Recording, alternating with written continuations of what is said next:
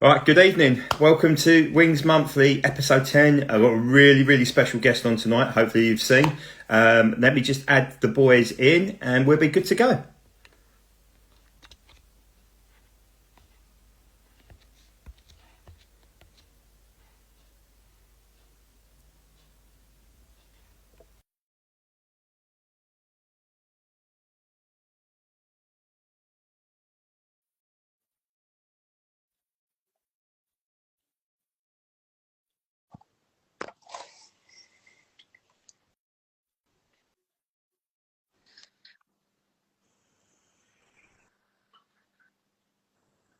Right, we're in. Wonderful. I'm just right. Good evening again.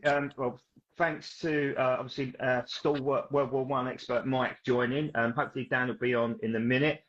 He's got a touch of the dodgy belly tonight, but obviously our special guest tonight is none other than Alex Monk from the Biggin Hill Heritage Hangar, which I'm really pleased to welcome today, and also the best moustache to actually appear on Wings Monthly as yet. So before we get to Alex, I'll just go through a bit of the agenda tonight. So obviously we're going to do some introductions in a sec. We'll start with Michael and then obviously on our star guest himself. And we're going to go through what Alex does and a little bit about the Biggin Hill Heritage Hangar and Spitfires galore. Let me just add Daniel in. Sorry, bear with. Hopefully it's feeling a little bit better now. Then we're going to go on to World War One with Mike, obviously Armistice weekend coming up this obviously Sunday and Monday. Good evening, Dan. And then we're going to go through the Hobby Master and JC Wings releases, which have just been announced last week, with obviously a lot of noise around the Caliber F14 being used by JC Wings. We're going to talk about some of our new additions to our collections, and then any questions around anything that in terms of obviously Diecast itself. Just before we get on to Alex, if anybody does have any questions, I have a pen and paper handy so I can note them down just for the end. But before we get on to that, Mike, do you want to just reintroduce yourself to anybody who don't know who you are? Absolutely. First of all, I have to apologise for the hat. It's not because I live in Yorkshire, it's because I've just had a head operation and I got a bit of a grisly wound. So, yeah, I'm Michael. Most of you know me because I bore you to death on a regular basis. World War One historian, early years historian, collector, obsessive. Mark got me into Diecast as a bit of a side a couple of years ago when I was going through quite a bad patch, and it's just stayed with me and grown, as you can see. That's about half. Not just Corgi, but some of the old retro model world, Hallmark, Carousel. What I try and do is I try and tie in the planes with the pilots, the stories behind why they're there. I want to start off back in the beginning. Most of you know I'm a voracious collector. I collect anything paper based. So this week I managed to get a copy of this, which is a French magazine, illustrated War in the Air.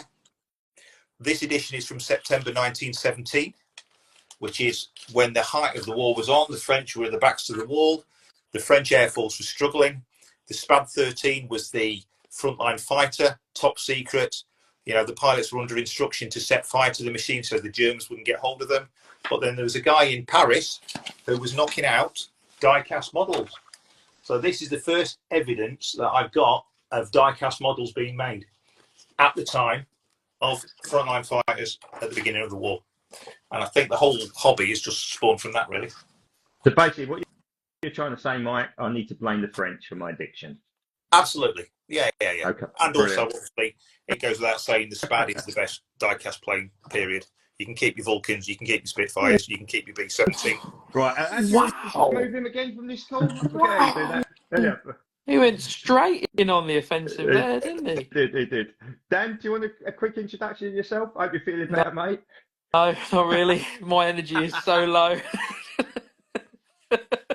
If all of a sudden I disappear, I won't go into too much detail, but we're in trouble here at the minute. You're draining the radiator. And Alex is thinking, what the hell have I joined tonight? So over to you, Alex. You want to just do a quick introduction of who you are and your role?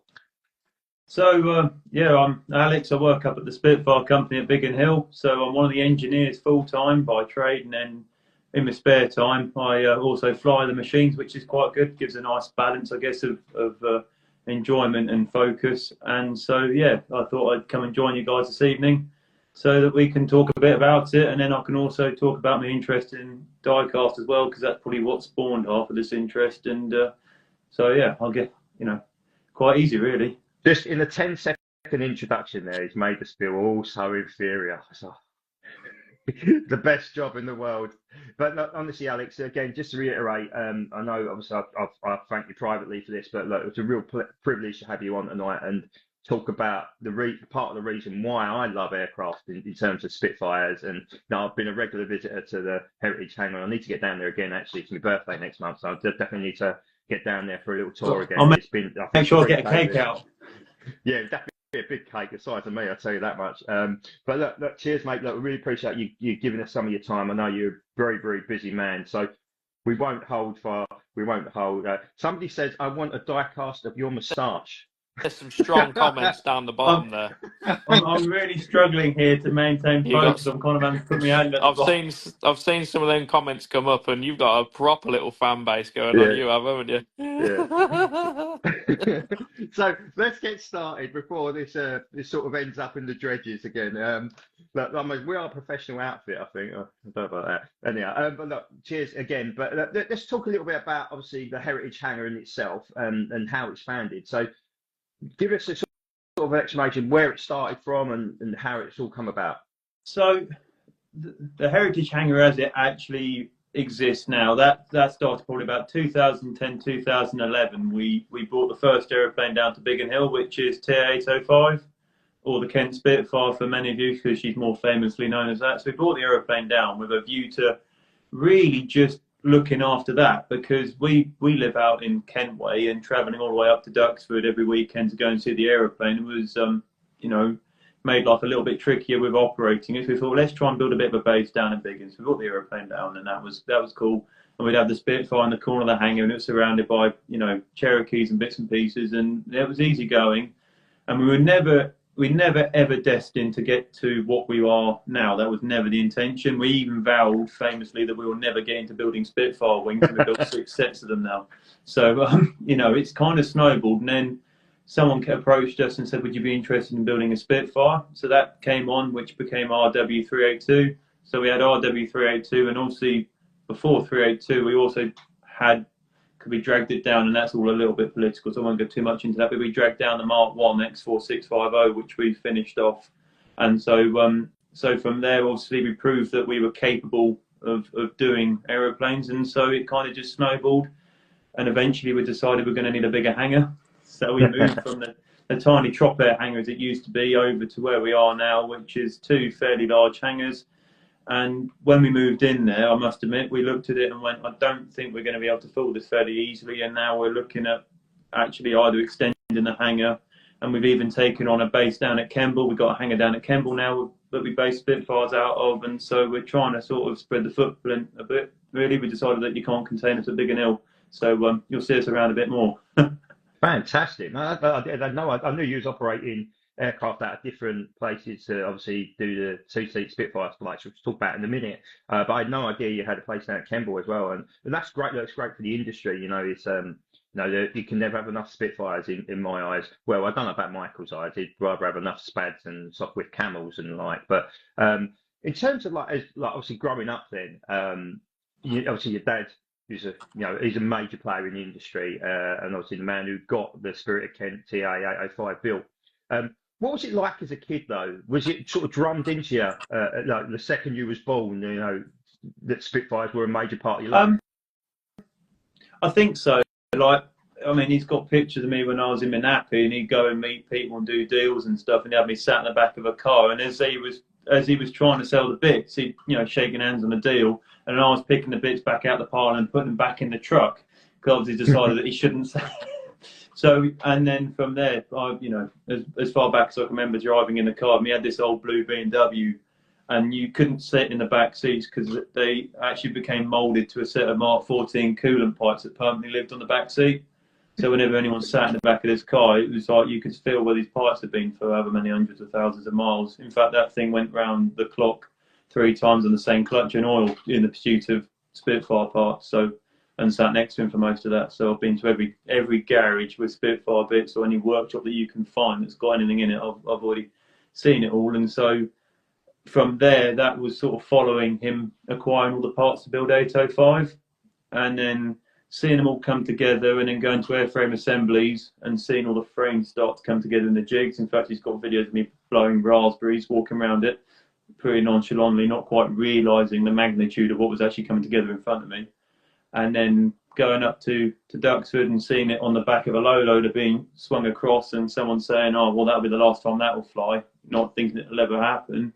And so actually that was probably one of the most special moments that I've got so far, was flying that aeroplane for the first time and sitting in it and remembering the seat being picked up and put in the car, and you're bombing along and the clouds are whizzing past, but you're more interested in remembering the story when he went and picked up the air vent for the side, or the bolts that were holding the cockpit lamps on, and all the silly little naff that goes with it, really. So yeah, I think it was a slippery slope to the moment I popped out, really. Do you know what? But what a moment that must have been for the whole family, just seeing that just run up for the first time and seeing that whole project come together. That must be absolutely spine tingling. And again, I know you said about being able to sit in it, which we'll talk about in a little while, but that must be it's special for you. But just imagine your dad seeing his boy get inside the Spitfire and take that same Spitfire up into the clouds again. It must be an amazing experience for him, because all of us, have got kids, and the fact my little boy loves aircraft, not quite as much as me yet, but it's nice to have that. But it's nice to have that hobby, and you see, my dad loved aircraft. He was in the Air Force, and then it fell into me, and now my boy likes it. That's great. I don't think there's any bigger thing for a dad to see that, be like the same hobby you like. I think it was, I think obviously it was quite a special moment all the way up until I handed in the fuel bill. Well, no, I'm sure he doesn't mind too much, mate, to be honest with you. But so let's talk a little bit about, obviously, what you guys do there in terms of offering a 2-seat Spitfire flights. I mean, I won't talk about prices, I don't think that's the right thing to talk about. But how did that get going? What was the first 2-seater that you acquired, and what were some of the sort of hurdles you had to go through in order to get that business started? So we acquired the first 2-seat airframe that we took on was MJ627, which had been around the block a bit before we got it, because obviously up until the 2-seat flying sort of really took off, if you pardon the pun, 2-seat Spitfires are sort of frowned upon, and the only people that were getting away with doing any sort of 2-seat flying were obviously the Graces, bless them. And so they sort of, they pioneered that the whole thing was feasible. I mean, no one else doubted that it was. And then eventually, just through persistently explaining that the risk statistically of flying in the back of a Spitfire are exceptionally low. I mean, touch wood now, we did 1,100 hours of Merlin flying last year on 2-seat airframes with not a single problem, and we did the same the year before and the same. But anyway, the point I'm saying is that you can do it safely. So obviously, trying to explain that and then drum out the whole SSAC agenda, which is basically accepting that there are risks, but that you can take a fare paying passenger. The only clause is that you can't use it as a mode of transport. You can only go from point A to point A, basically, and there's a few other caveats in there. But that took a bit of getting going, and then from there, writing there's all the boring bits behind actually just getting up to the aeroplane that you have to work through. So everyone has something called an OCM, which is an operational control manual, which basically outlines how you're going to operate what is essentially a frontline fighter that's aging, and how on earth are you going to find that around the sky and still be safe. And so once we got all of that in place, then we got going. It wasn't at the same scale we're at now. We used to have a park bench out the front where everyone used to come and sit, and myself or someone would be answering the phone, then we'd go out and strap the person in the aeroplane, and we do maybe 3 or 4 flights with that, and then eventually kind of it snowballed on a bit, and it really ramped up when we moved over to the hangar that we're at now, because we had a full annex area that we turned into a lounge, and then we took on a second airframe, which we then moved on, and then we ended up with the 2 airframes that we got now, which are all actually incredible aeroplanes in their own right, removing the fact that they're all 2-seaters. You know, one is the most original Spitfire flying, full stop, and I'll argue that to the death. That's the Mark 8 prototype. So you've got the option of flying in a prototype 2-seat Spitfire that held the London to Paris record and has got continuous air racing history since the end of the war. You've got T308, which is obviously already famed in Diecast by Corgi, which is, I've got it sat on the mantelpiece over there. And then we've got MJ627, which is famed for obviously having the action over Arnhem, flying with the Canadian Silver Foxes. And then up until very recently, and it's not actually fairly much public knowledge yet, but we recently discovered that it was also number 1 squadron. When everyone thought that it had an engine failure and made an off-airfield landing, it wasn't by pure fluke that we were looking through the history of another aeroplane that we got, that we found its serial number pop up quite often, and we went, oh, there it is. And so we then found that it not only flew with the Silver Foxes, but it also flew with number 1 squadron and escorted Winston Churchill across the English Channel in his Commando Liberator. So, you know, that adds a whole nother level to it. So you've got the options of 308, which was also used in the Battle of Britain film. All the cockpit footage you have of looking through the front screen was done with T308. So you've got the options of a film star, a war hero, or an air racer that is also a prototype. So, you know, it's quite an interesting collection of aeroplanes that we have, and so we operate them all, and they're all wonderful machines to work with. They like to throw a wobbly every now and then, but you know, they're great things, and so they work really hard, as does everyone, to keep them in the air. So Can I ask Is there a any? question? Well, go on. go for it. And it's like a really basic question, and I apologise because most of you will probably know the answer to this. But 2-seater Spitfire, is that like a modern thing that somebody's dreamed up, or was that like period at the time were they like 2-seaters for people to get acclimatized to or for training on? So basically, what happened was there was a proposal put forward to make a high-speed trainer, basically, which is the Mark 8 that we've got. That was meant to be sent to Australia, and ironically, it would have been 2 serial numbers away from what we painted 308 up as. So, if anything, we should have painted the Mark 8 up in the Australian colours. But anyway, that's a story for another day. So they designed this Mark 8 high-speed trainer, built it, and then basically it's sat on the side because the Air Ministry decided that it wasn't an appropriate use of resources and engines that would have been better diverted to the frontline fighters. So they did that. And then after a while, you know, the war had ended. We were selling off Spitfires because they're becoming obsolete. We started palming them off to the Irish Air Corps, the Dutch, and multiple other air forces around the world. They went, these aeroplanes are great, but how on earth do we train our pilots to fly them? And so the British, being the rather shrill businessmen that we are, we went, what you need is 2-seat Spitfire. So they drug this Mark 8 out, sort of flaunted it around a bit, and then everyone went, right, we'll have some of those. And so they bought all of the aging single-seat Mark 9 Spitfires, and it has to be a Mark 9 they did them on primarily, and a Mark 9 with a particular type of wing, so the C wing, because it had the cannons and the machine guns. And what they did was they moved the front cockpit forward 12.5 inches and then put a rear cockpit in. So the aeroplane's not any longer, it's not any wider, just the front cockpit's forwards, rear cockpit in, and then where the cannons and the machine guns are, they ripped those out and put fuel tanks in. So they did, I think, 12 or 13 airframes. Correct me if I'm wrong, I don't know exactly on that.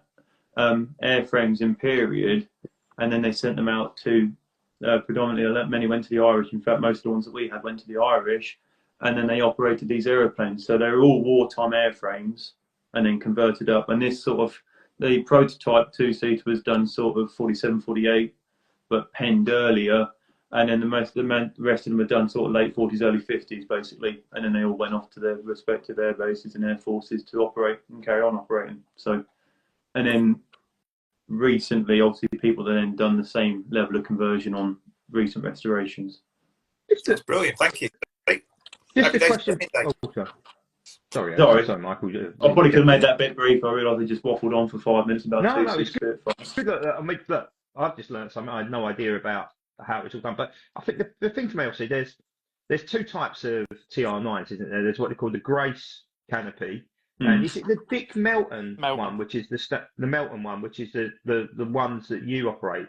Is it the Melton one? The Grace and Melton is sort of the same thing. They work together. And then what we've got is the original, the Vickers one, which is the Vickers. Okay, that's it. Yeah, it's the Vickers one, which is quite ugly to look at.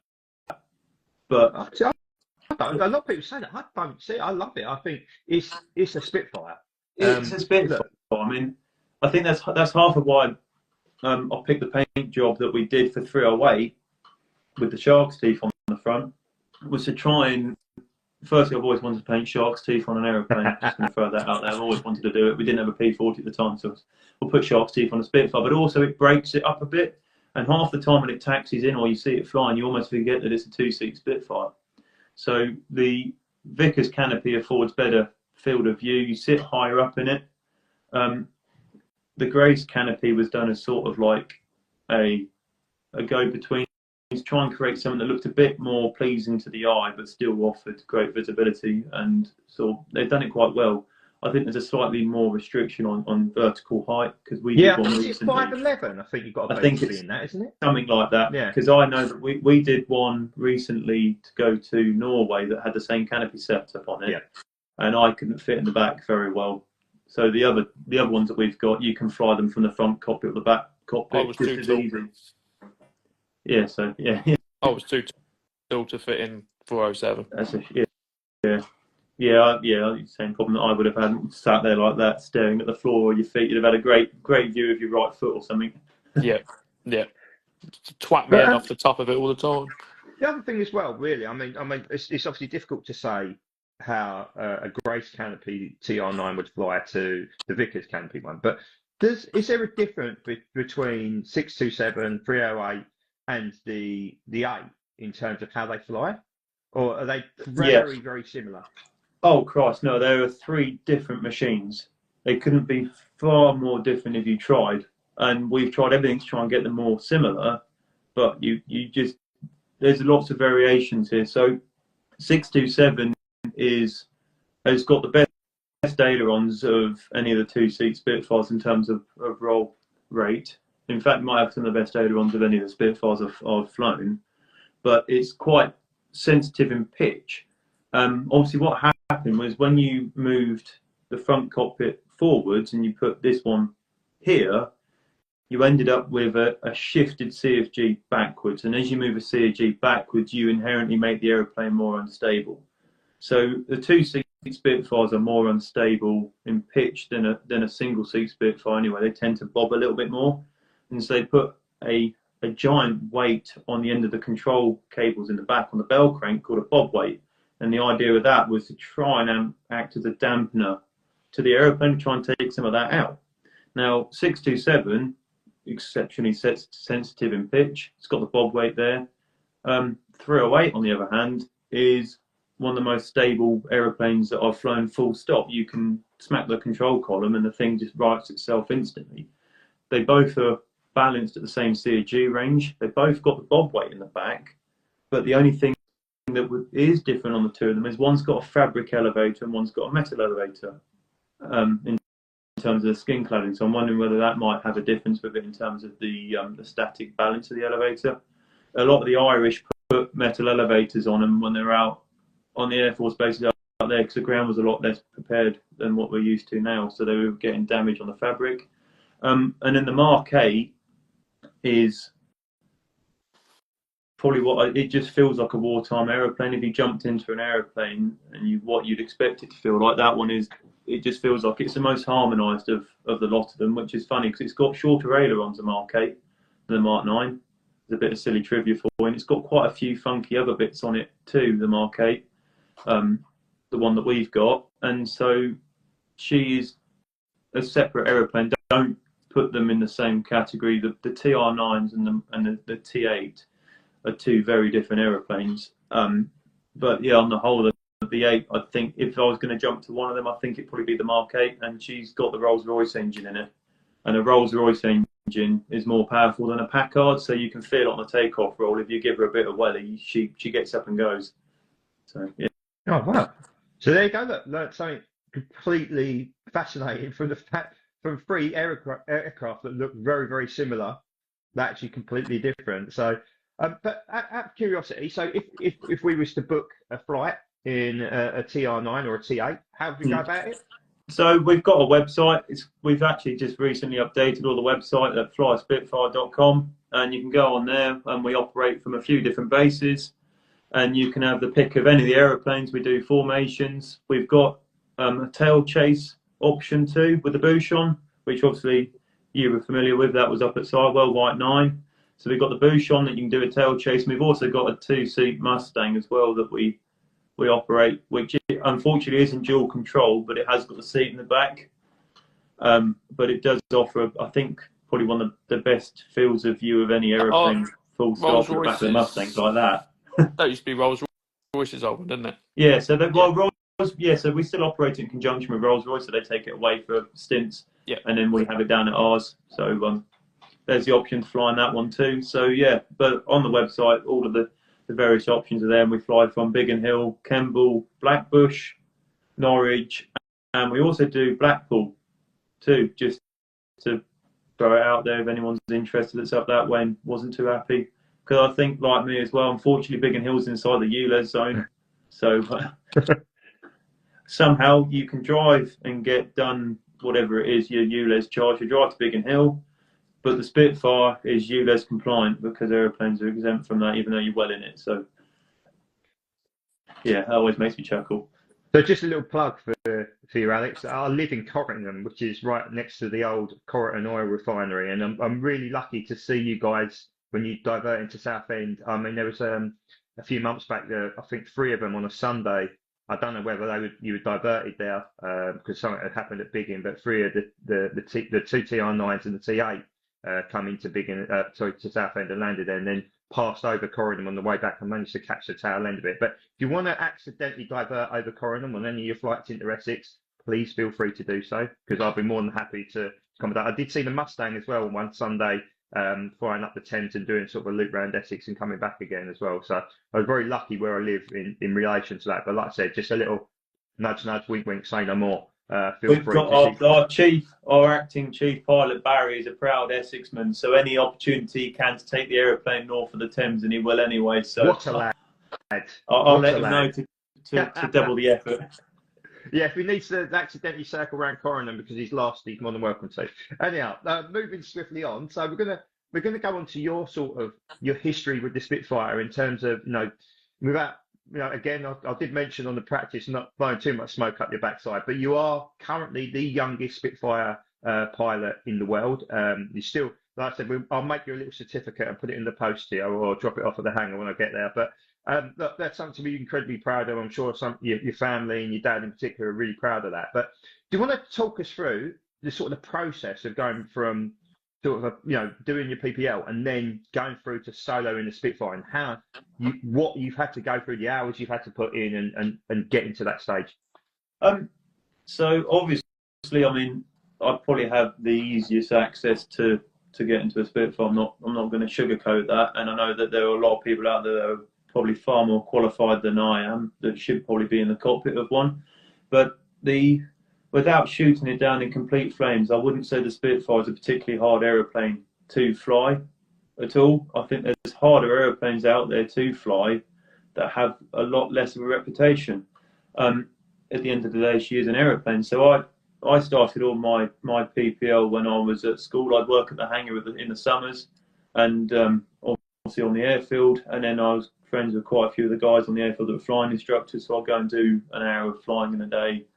And do all of that. So I started that when I was 15, soloed at 16. Then I had A-levels and a few other life things got in the way. So I eventually got my PPL at 18. So I was a bit slow off the mark with that. I do apologise.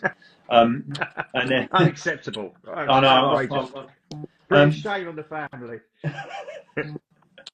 And then from there, I sort of cut my teeth on the Piper Cub that we had, doing a bit of tail dragging.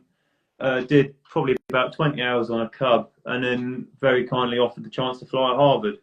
So I did my complex sign out on the Harvard, and I did a few hours with that, probably about 15 hours on the Harvard, as well as flying other bits and pieces in the background. And then from there, probably about, I think I was 180 hours, I think I had total time as a PPL, including my training. I jumped into the Spitfire. And what that all it says is, firstly, I'm not a sky god. I'll never be in the same category as the late Richard Grace or any of those. They are, they're up here.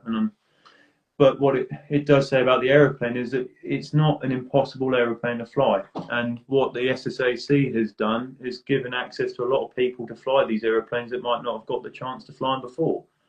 And so I think that moving forwards, it's great to keep that going, so it gives people an opportunity to fly them, because I jumped into it, and you've got to understand what it is, and you've got to, I hangar flew that aeroplane a lot. Having worked on them, I'd already built 3 or 4 Spitfires before I flew one, so I knew everything inside and out. I'd done thousands of retractions before I'd even left the ground. I understood the undercarriage and the rest of it, which probably really helped me because it took my workload down. But once you understand that it's a fairly large aeroplane, quite a powerful engine, and it's got a fairly hoofed-in great big prop on the front, so you've got to factor all of that in. Once you get past all of that, the aeroplane, you can come into land at 85 mile an hour, which many aeroplanes come in a lot faster than that people don't even bat an eye at that. So once you get the fact that it's a Spitfire out of your mind, and then just lock into what you've got to do, then the aeroplane is not that hard to fly. Having said that, she will humble you quite quickly when it all goes wrong. You all of a sudden realise that, you're still flying a 3-ton aeroplane with 1,700 horsepower on tap, so you need to bear that in mind. So that side of it. But yeah, I said I didn't really start enjoying the aeroplane until I got about 20 hours on it. The first couple of times I flew it, I didn't really appreciate what happened until I'd landed on the ground, walked away, got a cup of coffee, looked back at it and went, made that time. Might as well go again. So then after 20 odd hours, you actually get into a groove of it, really understand it, and then you can take it right to the edge of the envelope and then realise that for the time that it was designed, what a capable aeroplane it is. So it's a wonderful machine. And when you're in the cockpit, you look out through the little quarter window and you can see the cannons, all the rest of it, and then you pinch yourself. You're flying a Spitfire. I still giggle now. I'm giggling now thinking back on it. So. What? I'm really sorry, boys, but I'm going to have to go. No, it's all right, mate. That's absolutely right. I completely get it. Completely get it. No worries, then. See you later. So what bit? Bye. See you later. Take it easy. Hope you feel better soon. Cheers, bud. Bye. Bye. But what's the moment, would you say, Alex, that when you've looked out the window and this? I know you said about those first 20 hours, and it's a bit. I guess it's a bit like flying a Spitfire. It's a bit like getting married. It just sort of you're so focused on the day that you forget it's even happened. And I mean, it's a strange analogy to use for a man who's facing a divorce pretty soon. But I mean, what's the moment where you've looked at that window and gone, "This is it. This is that proper pinch me moment," like you sort of touched upon? I think the ultimate of all of those is probably a couple of years ago on Battle of Britain Day. I'm obviously avid into my history, the history as much of the aeroplanes themselves. On Battle of Britain Day, we always used to fly an aeroplane down to Capel Fern over the museum just back at Hawkinge. And I went down there with my dad, and it's the first time I'd flown in formation with my dad. My dad was in the Hurricane, and I came up alongside him, and I'm in the Spitfire, and I'm looking out through that little window over the cannons at the Hurricane, and I could see him back. I think he was smiling. He was also probably wincing at the 50-pound notes come out of exhaust, but I think it was probably smiling more. And then really going, wow, in a Spitfire next to a Hurricane, belting across the Kent countryside on Battle of Britain Day. The sun was shining. There was puffy clouds at sort of 2,000 feet, and I was like, this is pretty special. And then it's always bittersweet, because then you think about the boys that were flying them that were younger than me. Even when I started flying them, they were younger than me. He would be taking the same track, going somewhere, but with a completely different mindset on. And you always remember that. So yeah, I do pinch myself. I do enjoy it.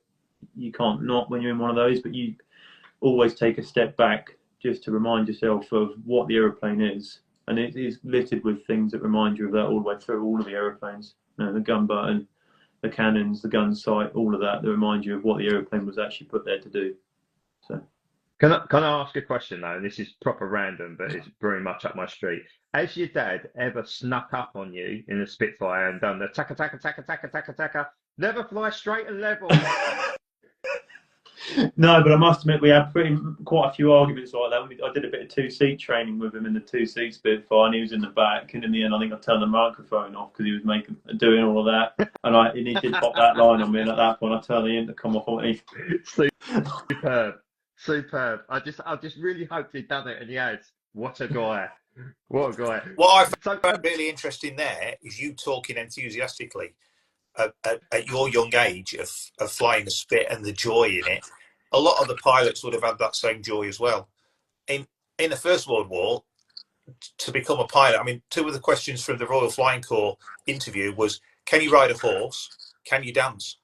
Because they thought that they were if you could dance and you could ride a horse, they were the qualities for flying a plane. And a lot of the young boys, 16, 17, 18, and the planes were dangerous. There were no parachutes, and more people died of accidents than in any action. But some of the written recounts, the joy of just being in the aeroplane and throwing it around the sky, and sometimes they completely forgot that they're at war and they're there to shoot other planes down or do a job, and they just got taken up by the excitement of it.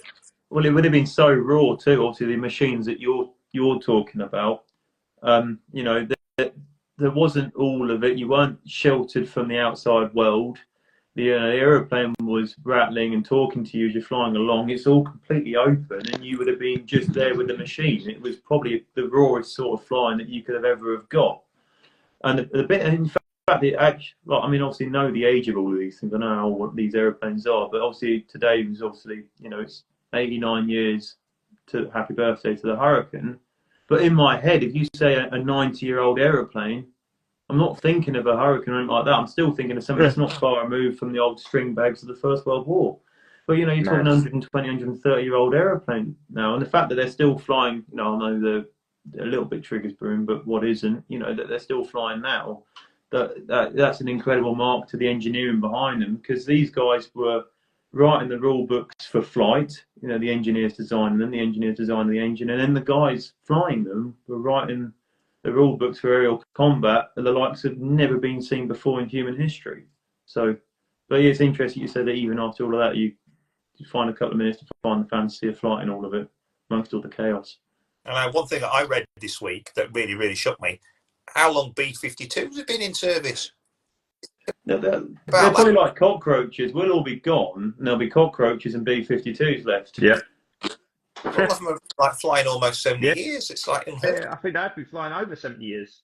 Christ. Yeah. Was it 1952? Someone might correct me. Early 50s. Yeah, I think it's 52 they flew in. But they're still. I think they're still planned to be in service until at least 2032. I think, again, I might. if not longer. Yeah. If not longer. Yeah. They just had another upgrade to the engines, haven't they? So. Yeah. 1952. Look at that. Look, Kieran's just quoted on me. Check me out.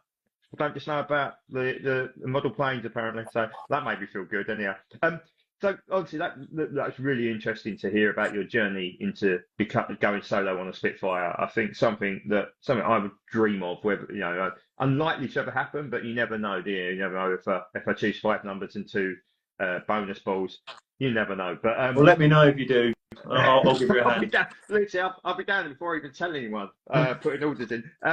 So let's talk about some of the projects that come through your hangar and some of the current projects that are ongoing.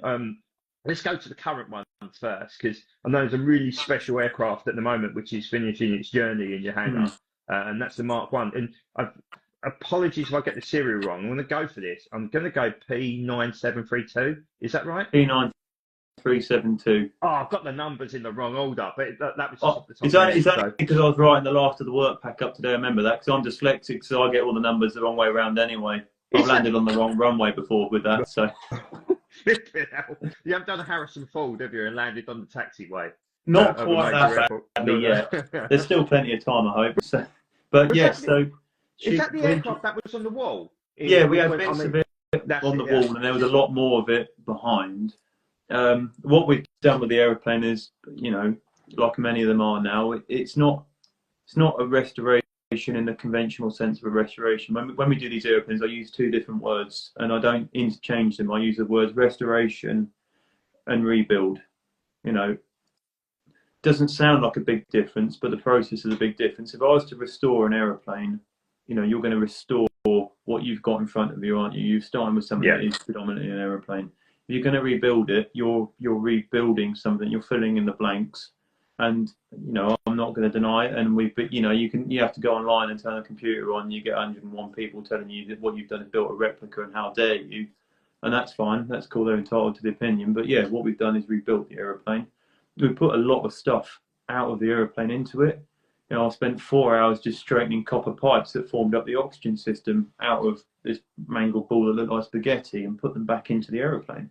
You know, what we've done is we've captured the I don't know, the essence of the aeroplane. We put it all back in. When you get in the cockpit, the rudder pedals are in it. The control column, it's still got charring on it from when it was shot down. Wow. And flew across. We put all of that back into it. We've done it as if the time stopped. We even put the bullet hole repairs back into it. So the aeroplane is flying with it, will fly with its original bullet hole repairs that were made on the ground, only probably a couple of 100 yards away from where she sits now. So we put that all back into the aeroplane, and we've also put in a lot of stuff from other Battle of Britain aeroplanes, stuff that we've been donated, stuff that we've acquired over the years that we've been going, because we've got lots and lots of stuff, you know, in storerooms everywhere. Because if you're going to build a Spitfire, you're going to need stuff. As silly as it sounds, or as crude as it looks, when you've got boxes of bits everywhere, you need that to build a Spitfire. So the car gas primer was donated to us by an old boy, and his dad dug it up out of a crash site in the Battle of Britain. You know, so we put that into it. The hydraulic kit's got a hand hydraulic pump on it that's built out of 3 different aeroplane pumps from 9 Battle of Britain aircraft. The bullet holes that we said, the tail strut is the original tail strut out of it, even down to the dust cap. We put the dust cap over the Schrader valve as the original brass dust cap from the aeroplane. So the tail wheel was still inflated. You know, it's all silly little things like that. We put new ribs on it. It's got new spars, and it's got some new frames down the back. But the essence of the aeroplane is still there. And anyway, at the end of the day, like, what is the alternative? You know, okay, great, I've dug it out of the ground. What do you want me to do? Do you want me to throw it back in the ground and forget a piece of history? Do you want me to just put it in a glass cabinet somewhere? Because there's no shortage of aeroplanes in glass cabinets, and no disrespect to them, but we're in the end game of keeping all of this stuff going now. And if you want to get future generations involved in this sort of stuff, what you need to do is have an aeroplane that is living and breathing. And so we put that aeroplane back together. She's living and breathing. We've got all the stuff back in it. You know, as far as I'm concerned, that's still a Spitfire. It's still got a Merlin in it. And it's going to tell a story, because that aeroplane was flown over the beaches of Dunkirk by many household pilots. In fact, it got into trouble with a load of 109s over Dunkirk when it was being flown by Tony Bartley. Bartley was flying next to Tuck in that aeroplane, and he famously accumulated about 140 bullet holes in it. And the evidence of that, there's even a plaque on the wing that says that the wing had to be removed, and the damage was so bad that when they put the wing back on, the bolt sizes all changed. When they put the wing back on, we put the plaque back on it. So it accumulated 150 odd bullet holes over northern France, got repaired. And then William Watling was the young lad flying it when it got shot down, and he bailed out, badly burnt, but survived. And so again, that would have been another name that would have probably just faded into obscurity had this airplane not been restored. And so hopefully people might just take a flickering interest in it when they see it at an air show, they see it out and about, and that might just inspire some more interest to keep all of this going. What you're describing is no different to what they will have done during the Battle of Britain and afterwards, when planes came back in various states of, you know, they cobbled together.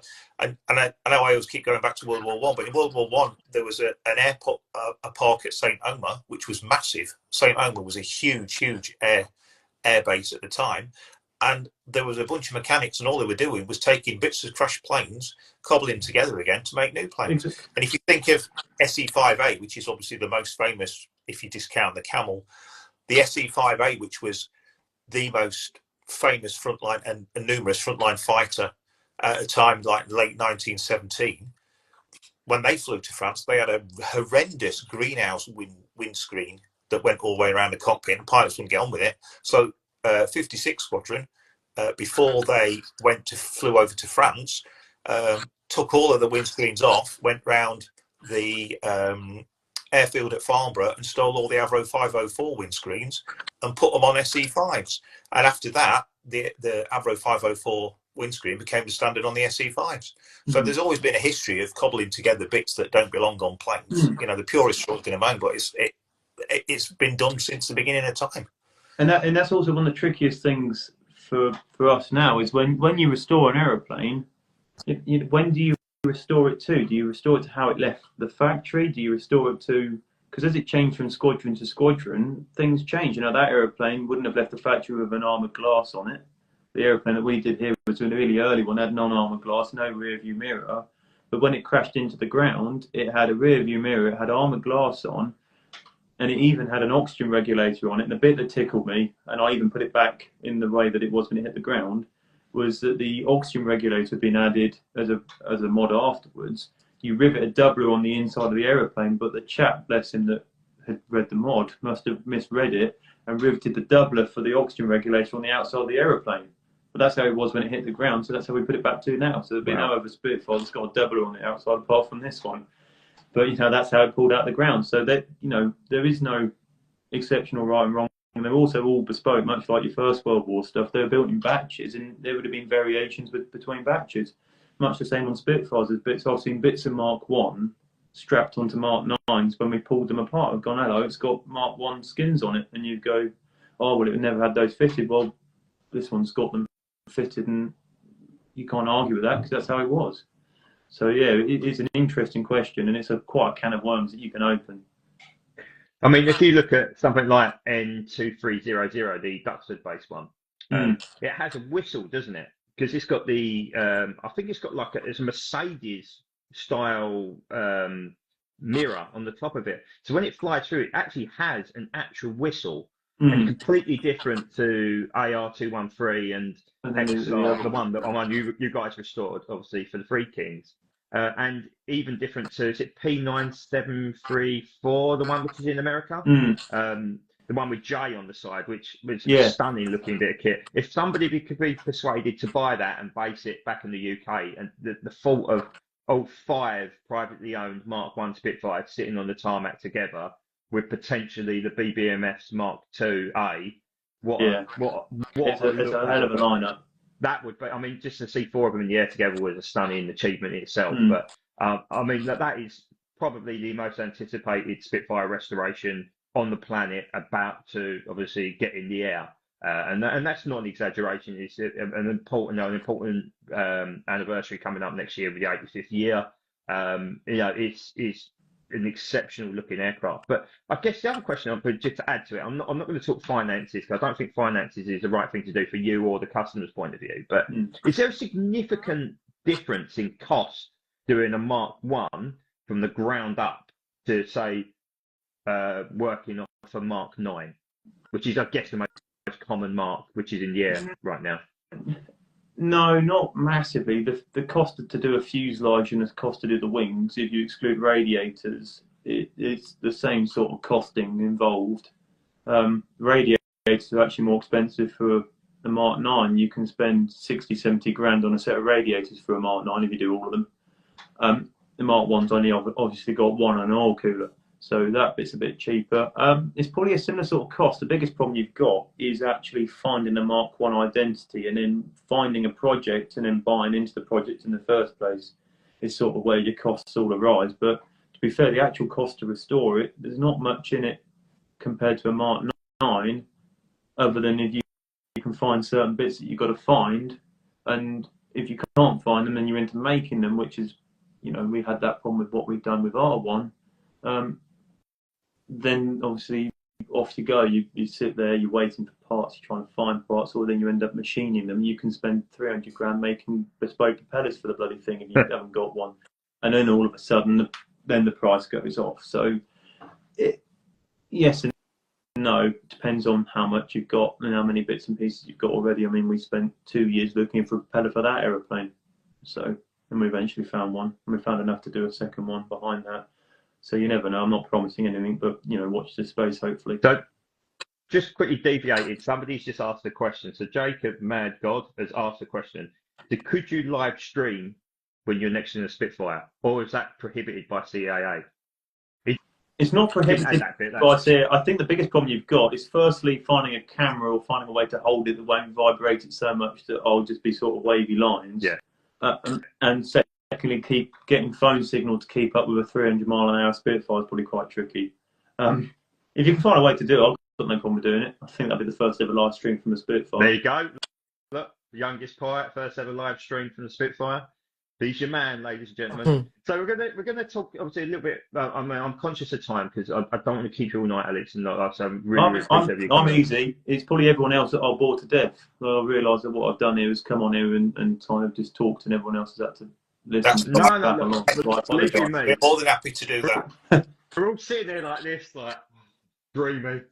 And we've had numerous questions about your moustache as well, which I won't ask.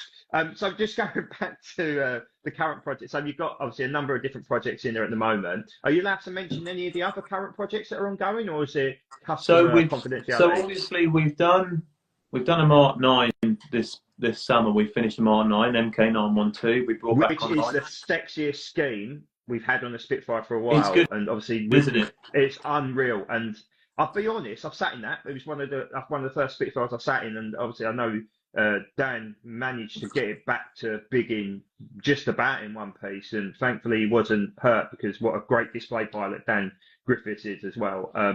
But I have to say, the scheme on it before, I wasn't overly keen on. I know it's one you inherited from when you bought it from Canada, because I didn't really like the skinny stripes on it. I don't know why. It's just, I know it's historic, but I think this one pops. It just looks the nuts. It looks actually nuts.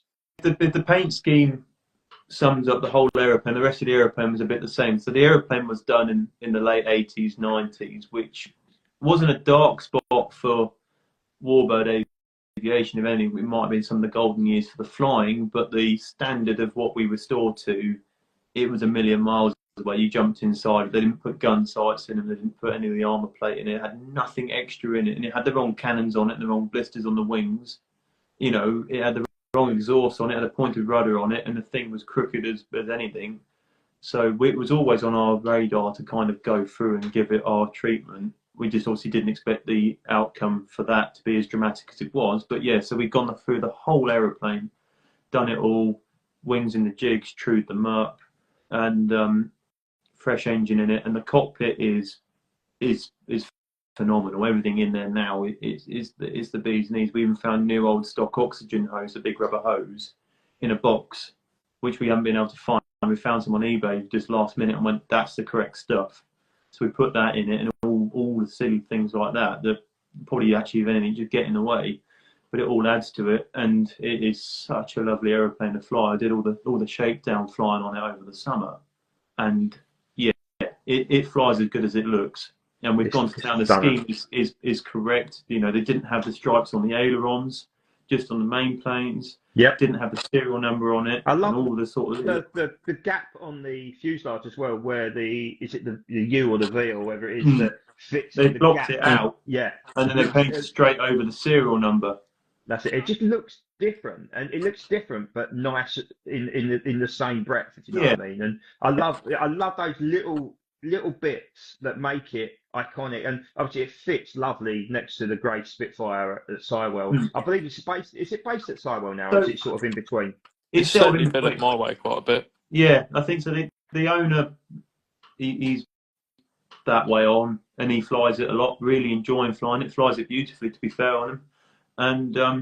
And so the aeroplane will probably base up there and then come back to us, and we'll just give it an eye over for servicing, maintenance, and a bit of a shakedown every now and then. It's just always good to keep tabs on the aeroplane because she's still fairly fresh from overhaul. I mean, correct me if I'm wrong. I mean, I've sat in 805, Steve Stead's old one, which is obviously still there. Is it 138? T138? 184. Yeah. So that's in a different paint job now. It's Australian, isn't it? It's Australian. Yeah. Yeah. I've sat in that, but if I remember sitting in 912, I remember it being a little bit Americanified. Am I allowed to say that? Yeah, it did. So it had big American radio boxes everywhere. It had long-range fuel tanks plumbed in the wings and all these extra switchboards on it, and just a whole manner. And it was full of AN fittings, all bright blue AN fittings everywhere. It's anal stuff, I know, but it's enough that sort of detracts away from the aeroplane a bit when you're sat in it. So yeah, all of that's gone. The whole aeroplane is full of all the correct stuff, if you like. We even got the drop tank mechanism and all that sort of carry on in it. So it's the nuts in there. If anything, now you jump out of that and you get into 805, bless her, where she's a slightly older restoration. We've been slowly going through and adding bits into that because you jump into the cockpit. And we used to do the open days. We used to do the sit in the spits. And I remember I used to stand on the wing, and this is where it's not there, and that's where that's not there. And then you try and point where the guns are, the radios, and you're like, yeah, it's a Spitfire. So we'll get around and bring it up to speed at some point. Yeah. So yeah. What else? So to talk about current projects, what else is there in the pipeline that you're allowed to talk about? We've got for down the line, and I'm not sure exactly when we're trying to sort of just scale back, because at the moment we've actually got the wings off the Mark 8 because we're changing the spars on it, not for any concern, but just, be ahead of the ball. We're changing the wing spars on the Mark 8, so that's in bits. We've got a Mark 9 that we're doing, MA764, which was shot down over northern France, and they dug it up thinking it was Douglas Bader's aeroplane, and they pulled it out of the ground, and the chap bailed out of it, but he left the flying helmet behind. And they pulled the flying helmet out, and it had DB inside it. So they thought, oh, this is it, chaps. We found Douglas Bader's aeroplane. And then they pulled the rest of the fuselage out, and then they got to the engine. And then they went, Douglas Bader was shot down in a Mark 5, and this is a very long engine with the extra intercooler on the top. So this is a Mark 9. And what they'd actually found was an aeroplane flown by a chap called Donald Bostock, and he was shot down probably 2 or 3 fields away from where Bader's aeroplane went in. Wow. And he was flying along with 2 other Spitfires, and then 2 109s joined formation, not realising they were Spitfires, and the Spitfires didn't realise they were 109s. They carried on across the countryside like this for 50, 60 miles, and then the penny dropped, and a small dogfight ensued, but the chap got shot down, the other 2 Spitfires bolted, and he bailed out and actually made it all the way down to Spain, all the way across to Gibraltar, and actually made it all the way back again. So he survived. So we got the aeroplane, and it's a really early Mark 9, so it will be very similar to LZ842 if you're familiar with the machine, so the desert camouflage one. So I see that about a month ago. It flew over Basildon over the A127 in bright sunshine, and it's the first time I've seen it. Stands out, doesn't it? It's stunning, absolutely stunning. Is there a blue underneath? Yeah, is there a blue? Quite a light blue. Really popped in. It's like I mean, I was like absolute dog. I got to my girlfriend. It's like, just see a Spitfire Mark 9. It's the earliest Mark 9 in existence, still flying. And she's like, yes, a Spitfire. I don't know any different. I was just really excited by it, but it's one of the most original Mark 9s, isn't it? And was it a 1 that become a 5 that become a 9, like the Collins one, or am I making that? Yeah, it's very much so like that. And this one's the same, so it'll have the same early air intake with the boost. Oh, wow. Early elevator, so a Mark 5 or a Mark 1 style elevator, and it's adorned with raised rivets and all sorts of bits and pieces that are sort of a butchery, if you like, from 1 to 5 to 9. So it's got all of that on it, and we'll finish it as such. So that'll be an exciting one to see on the horizon. We'll probably finish that in another probably 8 or 9 months. You'll Fantastic. See that out the front of the hangar. So a side note on the desert one that you saw, that was on the same airfield as my great uncle who flew Spitfires out in Italy. Wow. And so there's a high chance that and we never realised until recently, he would probably have seen that aeroplane and maybe even flown it. We're trying to find the thing, but we can't find it yet. So that's probably half of the subtle why we're all interested in Spitfires and all. Yeah, but that's amazing. But that's what it's about, isn't it? And then obviously we spoke about the guy who owns the Mark 1 sort of offline around the history with his 16 as well. And, it's dare I say it's a small world, but that's, full circle moment, isn't it, in terms of how it all comes about, which is really, really good. Are there any Griffins planned at the moment, or potentially? We're building bits up. It's not a definitive, but we have got a fairly complete Griffin fuselage in the hangar, probably one of the most untouched fuselages left in existence. The thing is a time capsule inside, and so that'll be on the line, and that's an interesting aeroplane because it's got we've got combat footage of it shooting down a V1. Oh wow! On the cine camera, and it went across into Europe and all the way through to the end of the war. So we got that, and so that's on the cards for down the line. I was actually trying to deal with one of the museums in America, so unfortunately the wings got taken off of it and put onto Spencer Flack's G-Fire. Oh, okay, yeah. I mean, that would be an aircraft I would love to see brought back to the UK and taken out that horrible shiny scheme that it was put into. And the LED lights and the that flash in LED, the cannons that flash, which was put in for Iron Eagle 4, I think it was, or something like that, was it?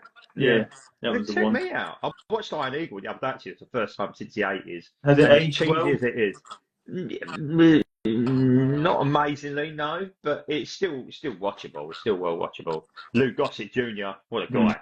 You're showing your age now. But there you go. Look, look. Not that I should be pimping out Alex and obviously the Spitfire company, but I think getting G-Fire back to this country, putting it in its all sexy red scheme, it has to happen at some point. It really has. That is one hell of an aircraft.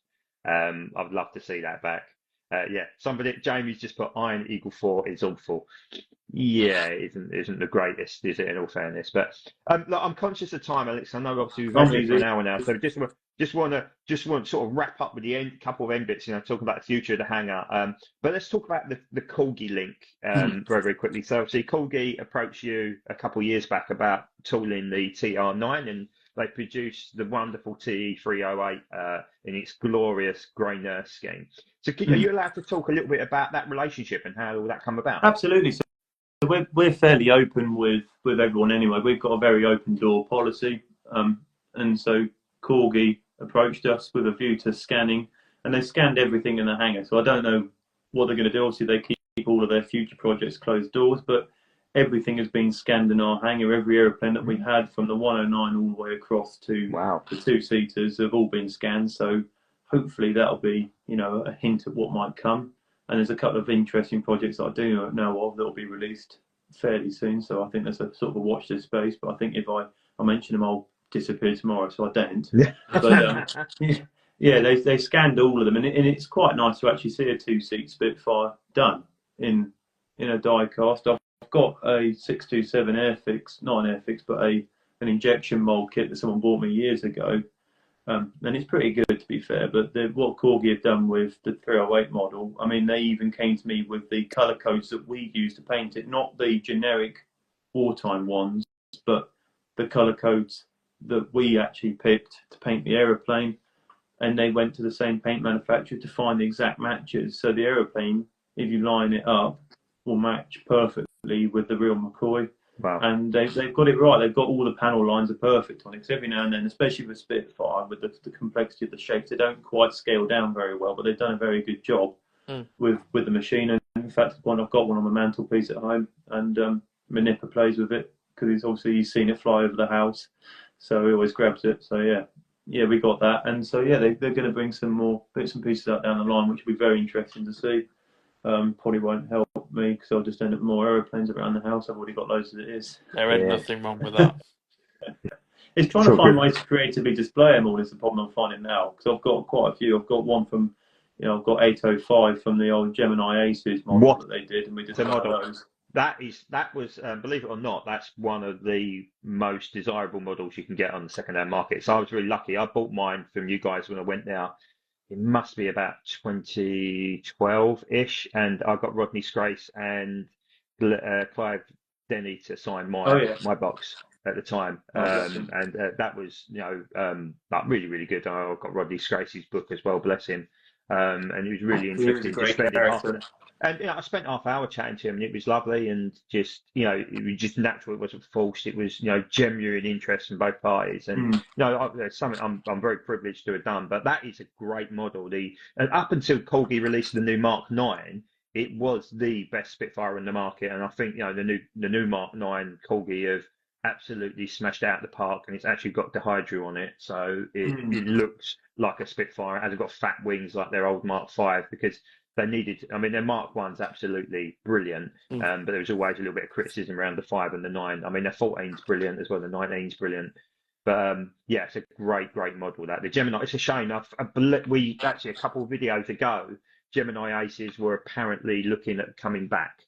So that I think would be good for the whole sort of diecast hobby if they do, because their models are up They there. were good actually. They've aged well. I've still got 1 to 5 in the boxes at the hangar from that run. Have you really? Yeah. I don't know what to do. I'm not quite sure. We're potentially interested in raffling a couple off to do something for charity or something with them. But yeah, still got the 1 to 5. I think 805, because it's obviously 805 and 805 got raffled off. Look, if you want to use the page to make some money for charity, mate, then More than there are welcome. people on our page in the Facebook group who would happily spend, have a bidding war to try and make some money for a charity of you guys' choice. I think that'd be a brilliant thing to do if you like to do that. Definitely, because they're like, they're there gathering dust, and they'd probably be better out somewhere else. So. And maybe we'll have a conflab down the line, and you guys might have to put up with me on here a bit more. No, look, you're more than welcome any time, buddy. No problem with us, mate. No problem with us. That's great to hear that Corgi are doing what they're doing with it in terms of developing. So watch this space, ladies and gentlemen. Obviously, we can't go into the exact exclusives because I don't want to get Alex in trouble. But it's exciting times in the hobby, and hopefully we might see something in January that sort of ties into it. Look, the final bit before we let you go and try and actually sit down and have a bit of time to yourself tonight is the future for the hangar. Are you allowed to sort of review? I know we spoke about the potential restorations. Is there anything back in a minute potentially coming next year? Is there anything around Remembrance Day this year you might be doing? And what sort of can we expect to see rocking up in the hangar in the next sort of couple of years?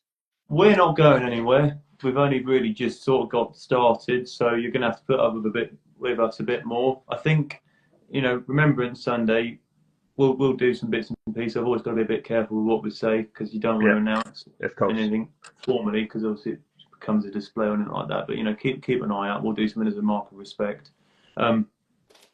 Next year being obviously 85 years of the Battle of Britain, and we'll see us having Pete Brothers marked Hurricane, or the Hurricane, the markings of the Mark 1, and I can't comment on the 109 because I don't know really. We've still got the engine away being built, so unfortunately I don't think we'll get that online in time, but we've got the Bouche on, so we might slap a paint job on that, but we'll be making some noise for the Battle of Britain and also the Battle of France, because the Spitfire that we've got was obviously a Battle of France veteran and then went on to fight the Battle of Britain, so we'll do a bit for both. They're both sort of, the Battle of France gets forgotten about a little bit, I feel, so we'll do a bit for that, so we'll make plenty of noise for that. And then into the future, there's a couple of aeroplanes that will be coming, one of which obviously everyone is quite familiar with the Mosquito online, hopefully in the next couple of years. We're still making good progress on that.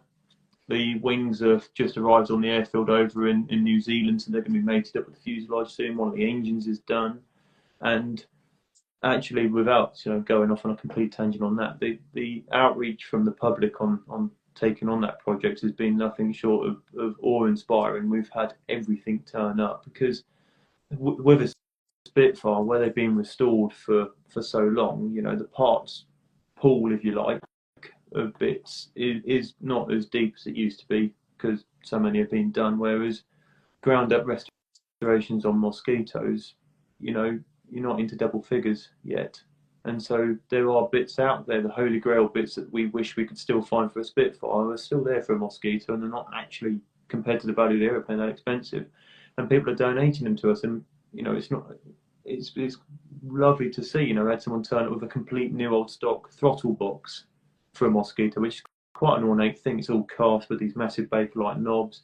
And I got George Dunn, who I'm very good friends with, to sign it. And also he flew Mosquitoes wartime, so he's signed that. And that's going to go over to go in the aeroplane. We got a complete new old stock canopy gifted to us, set of undercarriage legs. Yeah, that's what I mean. And so, like I said, the reach out from everyone to sort of help get this thing going, it's been awe-inspiring to say the least. So we're going to endeavour to carry on with it. And we will fly in New Zealand first, prove it all over there, because that's where those guys, they know the aeroplane well. I mean, we know the engines and the systems because it's the same. It's even got the same brake valve as a Spitfire, so all the system side of it is fairly easy. But to set the aeroplane up, they know what they're doing.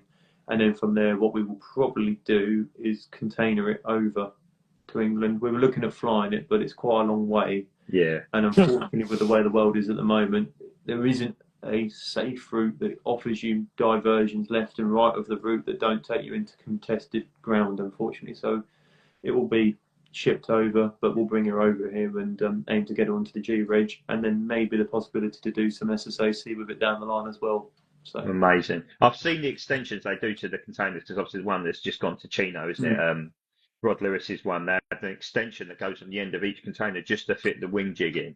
That's amazing what they could do now. Yeah, I think it's probably too risky putting it on hold on a boat. I know when they shipped the P-38 for Red Bull across to Austria, they put the actual aircraft on fully onto an actual container ship. But I'd imagine the risk would be way too risky trying to get that all the way from New Zealand over to you guys.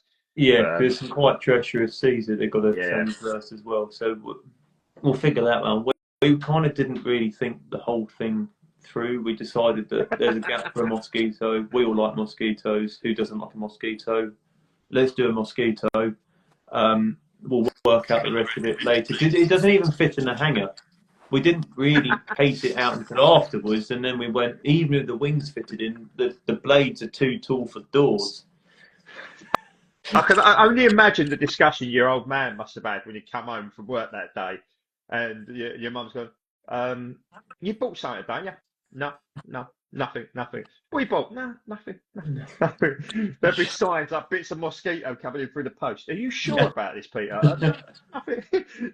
At least he's not taking his car to go and pick loads of bits up in it, or your car in the worst case scenario. But that is something. I mean, like I said, I think I speak for everybody when I say we are salivating at the point of Monty coming. So Kieran just asked, what variant of mosquito is it? Are you allowed to reveal that? It's going to be, in my eyes, the quintessential mosquito. It's an FB6 with obviously the cannons in the nose, and we're going to go for that. So 633 Squadron style with the cannons in the nose. Then I love it. It's going to be great. I must admit, I always wanted to do it with a U-boat buster with the cannon underneath it, because I thought that was rather funky. What's that called? But the Bofors cannon. Yeah, I know both are on Orlican, I think, underneath it. But yeah, unfortunately, trying to find the paperwork for actually legitimisingly bolting a cannon on the bottom of the aeroplane is quite hard to do. They've got that at the DH Museum, haven't they, up at Hatfield Way? They've got one. A shout out to those guys too. They've been, brilliant with all of this, with helping us, with finding bits, with gathering information and resources and all the rest of it. So yeah, but it's a great outfit. If you haven't been there, I highly recommend going it's great. I was there for the prototype rollout about 12 years ago or so, and that was phenomenal. But just reassure us, though, you're not going to put LED lights in the cannons. No, you're good. You're safe on that one. It'll be all right. Yeah. So basically, Iron Eagle 5 is confirmed, ladies and gentlemen. Now. So, look, Alex. Look, thank you very much for coming on tonight, mate. Look, we'll let you drop off and get some time with your family. But look, I speak for everybody who's tuned in tonight, watching. Look, really privileged to have you on, mate. I'm going to try and get down to. Well, I will get down to the Heritage Hangar next month. Try and see if I can book a tour, do a sit in the spit, because my other half little boy would love to come and see. Let me know about that. Bring the lad down, and we'll do something a bit extra, because it's all about inspiring the next generations on. So no, do you know what? I was lucky last week. I've got to go to North Weald. So Matt, who's previously been on, works at Weald Aviation. Obviously, they renamed it, and he got to sit in a Sky Raider last week at Westland Ross, and we all got to sit in a Dakota, a D-Day Dakota as well, which was amazing. Even for me, I had hairs in the back of the neck, and just to be able to be around these old aircraft is awesome in itself. But look, thank you so much, mate. Look, we really appreciate it. I'll tag everything in the bottom when I obviously share the video, and put a link to the website on as well. But look, give our love to your old man, everyone down at the hangar doing amazing work, putting these wonderful, most brilliant of British designs back in the air. And the exciting times coming over the next few years as well, seeing what's to come as well. But look, cheers, mate. Over the moon having you on. Like I said, if you want us to help you with the auction to get rid of the Gemini Spits and make some money for one of your charities, then please let us know, and I'm sure we'll throw our weight behind it. Okay, nice. Thank you very much, and thank you for having me. No, mate, sorry, the pleasure is all ours. It's a real honour, mate. So thank you very much for taking your time out of a busy day. I know you've had a long day as well, and to come on and talk things that we're so passionate about. Look, mate, thank you so much. Have a great evening. I'll drop you a message after anyhow, but no, cheers, buddy. Right, And perfect. hopefully speak soon. Yeah, definitely. Right, take it easy, gents. I'll catch you all later. See you later, Cheers, bud. all. Cheers, Bye. guys. Cheers. Right, so we're going to go on to our next topic now, which of course is the man in the hat. Just before I get on to the man in the hat, that's not actually his name. His name's Mike, as you know. Mike's had a bit of a tough run over the last few weeks. I'm glad to see that he's on the mend. I mean, you talk about having disaster after disaster after disaster. I won't go into detail because I don't think it's right to, but he's had a bit of a shit time. And, you know, again, talk about, you know, love, all our love from all our guys to someone who's really important in our community. Someone who's really passionate about World War One, and of course he's on this week because obviously we're coming into Armistice, the 11th, which is next Monday. Of course, and it's Remembrance Sunday this Sunday. So Mike's going to do a little bit on World War One. He's got out some of his models, and he's going to talk through some of the pilot history. So, Mike, over to you, mate. Absolutely.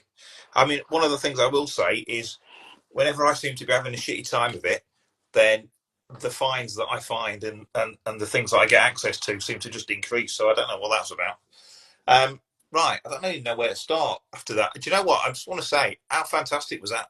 I mean, I know Amazing. World War One, but even I got a bit of a semi on over like mosquitoes and spitfires. You can't say things like that. And Lower again, the tone like that. and again, he's such a young lad that he's just like passionate, and it just comes down to earth. Look, you know, he's given us this time, which is, you know, I'm over the moon that someone of his stature to come on our page it's great for the hobby, because the reason we all love these aircraft is because of the real thing, and Alex gets to work around the real thing, and amazingly for someone his age is an experienced Spitfire pilot now in his own right. And you know, to have someone like that on is brilliant for us as a page. And like I said, you know, it helps build relationships. You know, you think, you know, we had obviously Josh Gunderson on last month, F22 display pilot, which is brilliant, absolutely brilliant international participation. But you know, this guy's on our doorstep, and I can't emphasize enough, if you live around sort of London, Essex, the South East, or you're able to get to Biggin Hill, the Heritage Hangar is like the greatest toy box on earth. If you love the great British design of the Spitfire, it's not just about what's in the hangar, it's the bits around the hangar, the knowledge. You know, last time I was there, I got to speak to a guy called Craig Charleston, and you know, talking another tedious link there, say the Vintage Aviation Echo. They did a really extensive article on the 109 Emil, and Craig Charleston obviously played a massive part in that. And I spent 3/4 of an hour talking to Craig Charleston. Not a lot of people know who he is, but for someone who's really passionate about aircraft, this guy is the ME 109. You know, he's what he doesn't know about 109s. I've met him a couple of times. He come up to Sywell, and I know he's got a lot to do with I think it's an F4 they're building there at the moment. Yeah, the Friedrich. Yeah. What he doesn't know ain't worth knowing, and the contacts that he still has. I mean, some of the stuff I got told I probably shouldn't share, but the contacts that he still has deep in the heart of Germany, where some parts are still there, is nuts. Absolutely nuts. Yeah, it's not a name that you hear that often. No. Great child. Unless you know. Yeah. And I spent 40 minutes chatting to him about the 109, and obviously he was working on the Emil at the time. Yeah. And he was talking to me about how the flaps and work. There's like a brake that comes up when he's slowing down, which comes out from the wing. I don't know the actual terminology for it, so apologies. But I actually felt really valued that he was talking to someone who had a genuine interest in it, and rather than just went, well, go away, mate, I'm busy. Yeah. He took time to make me feel wanted and like it was, you know, like we do now, talking to people who've got a like-minded interest. And you know, I can't emphasize it enough. I'll share it all on the video bit in a moment. So I feel like I'm hijacking Michael's bit. It's your fault, Michael, talking about how good it is. But one of the things that I didn't get a chance to ask Alex, and again, things go through your head, don't they? I don't know how financially viable it is. I don't know how pie in the sky it is or feasible. But could you imagine if they did a 2-seat 109 and then had the opportunity to go up in a 109 and a Spitfire and dogfight? Well, you can go up. You can go up in the boot. You can go up in the Bouchon. So well, yeah. And the Messerschmitt Foundation have got one as well, which they tried putting a a DB on the front. I don't think it worked particularly well. It was very problematic, so they reconverted it back to a Merlin engine, but it gives you the opportunity to do it. But it's that one's very hidden away. Yeah, I know Red 11. I mean 407. I fitted in, but you couldn't get the canopy closed with me. It is 5'11", and that is a big old head sitting out the top of it. Is a pretty strict limit. You obviously have a little bit more room with the Vickers canopy. Red 11's even stricter. There's not. I couldn't. There was numerous times I got asked to work on it. I couldn't physically fit in the cockpit. So I mean, yeah. I got. But there's a second Spitfire rocking up at Cyril, isn't it? I think that's why they brought it in, the New Zealand. Yeah, there is. Yeah, Desert Speed. So that is a Vickers style canopy one, if I'm right. Actually, no, I don't know if it is. No, it's another Grace canopy. Yeah, it's a Grace one, isn't it? Yeah. So yeah, obviously that, but that is. It is. There's another Spitfire in the country. Some interesting news coming out of Cywell, which, to be honest with you, I don't mind sharing with you, Mr. Stringer and Mr. Lowe. So, by the sounds of it, obviously the passing of Richard Grace. Everybody knows my history there, and it is a sad thing that he has passed away. A big loss to the war, not as much as me and him did get on. It's a massive loss to the warbird industry. Things, by the sound of it, are still moving on there. As far as I'm aware, the Mark 12 that was owned by Richard is now in the hands of Mr. Peacock. Yep, we have heard that, yeah. Which is great news. Great news for the and the company itself will, by the sounds of it, still be run by Daisy, but Ben Cox is now taken over from Coventry, who's the owner of Night Flight. Okay, yeah. And with Coventry closing, it looks like the majority of stuff from Coventry will move to Cywell if Air Leasing / Ultimate Warbirds choose to stay there. Cywell's current. I mean, I don't know what's going on there. They have more car events going on there every bloody week than aircraft. So whether they move somewhere else, I don't know. I should think Graham will have a lot to do with the remaining restorations there, and obviously the aircraft that are operated by Air Leasing. I didn't want to sort of I don't want to say ruin because that's the wrong word, but I did want to sort of touch upon the passing of Richard Grace, and I think what a huge loss it is just for the warbird. And obviously, I'm not fantastic pilot. I know obviously your history and stuff like that. Yeah. And all that aside, I've mentioned before everything that went on. There is no denying at all that he was one hell of a pilot. And it is a loss, a massive loss. Anybody, in my opinion, anybody that can bring and maintain warbirds on a circuit that it's becoming such a difficult world to be in, I imagine, with the cost of living and stuff like that. Anybody who can do that and is no longer here is a massive loss. So I mean, that's me saying what I need to say. Do you know what I mean? It's very interesting to hear. Obviously, I've met Alex a couple of times. He's been to Solwell. I've been down to Biggin. We went down in the RV on a parts raid run. Alex is as he is there. He's again. I'm saying it for the second month running. He's humble. He doesn't take what he does for granted. He knows exactly how special of a position he is in, and he's a genuinely nice bloke. He really is. The whole Monk family is. Peter's a lunatic. An absolute nutter. But you kind of have to be. They're great down there. The whole team down at Biggin Hill are fantastic. I never got to fly in a Spitfire. And it's something that, obviously, we're going back. Sorry, Michael, we've kind of I've jumped on. I've been a bit quiet. Dan's feeling a bit poorly, I must admit. But I'm going to have one last final hurrah, and then I'm probably going to sign off for the night. I know in the next few years, my dad wants to go up and fly in something, and his 70th is going to come bang on when the Mosquito arrives. So I think a formation flight of Mosquito and Spitfire is going to have to be done. But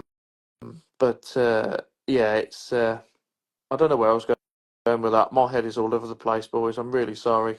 Listen, I'm just envious of all of you because I'm 6'3", so I've got literally no chance of getting in anything. A Mustang you'd fit. Be a bit of a tight squeeze.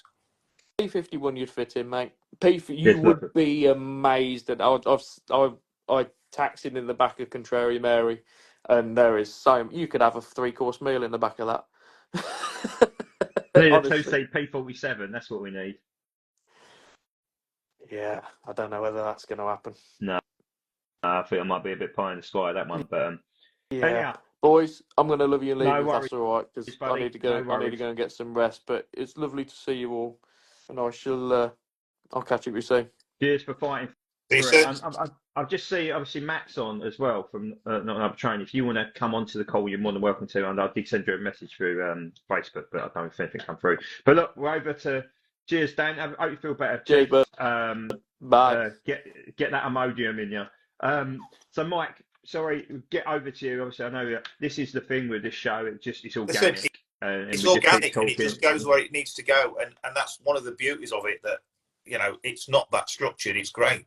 I got more out of that than probably most of the ones that I've sat in and contributed to. It's been absolutely brilliant for me, because there's, as I'm going more and more down the wormhole and the rabbit hole of getting involved in different groups and going to talks and being part of different communities, it's opening my eyes and ears, and it's all information. It's absolutely fantastic stuff. No, it's brilliant.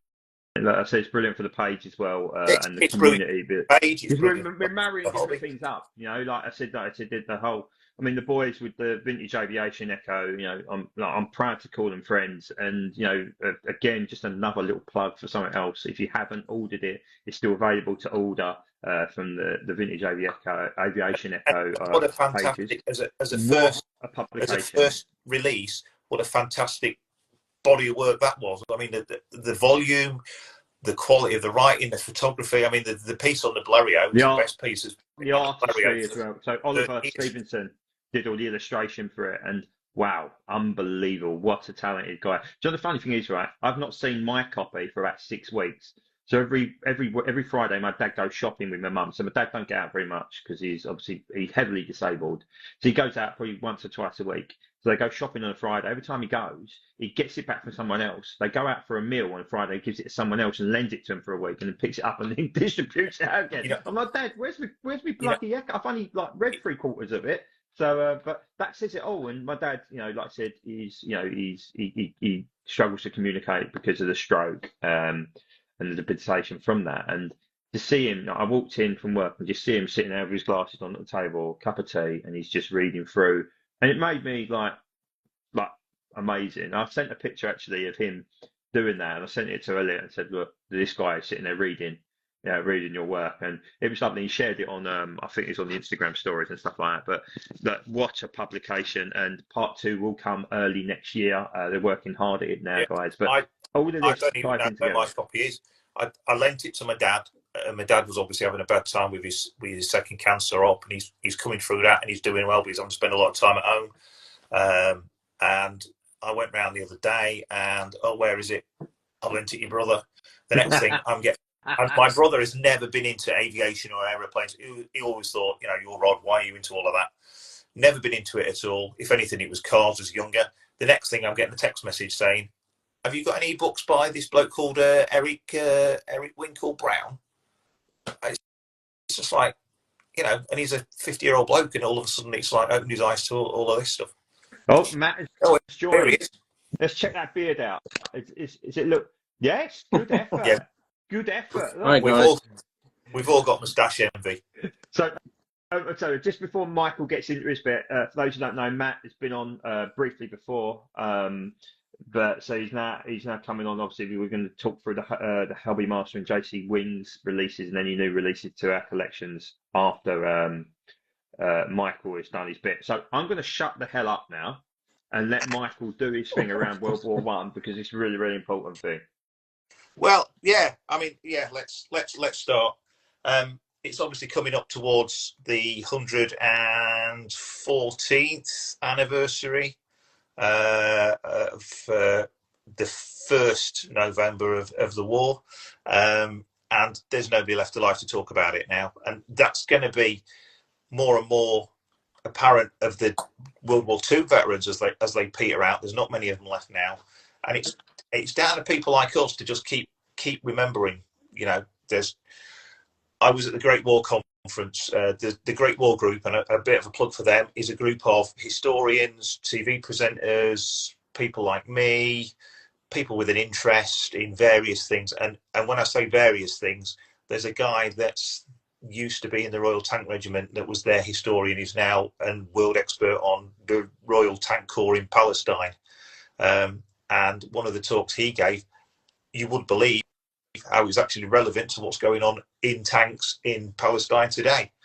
Absolutely fantastic. You know, there's a lady that came over from Canada who wanted to discuss the Belgian Food Relief Commission that I didn't even know existed. 40,000 people in occupied Belgium in the First World War were involved in making sure that food got from the United States via Holland through canals to make sure that the Belgian people didn't starve.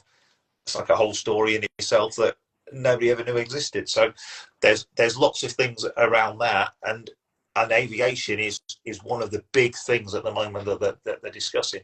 And from our point of view, and this is a big plug for Corgi at the moment are the only manufacturer making 1:48 scale die-cast aeroplanes currently. There have been other people that have made them in the past, but Corgi are the only ones.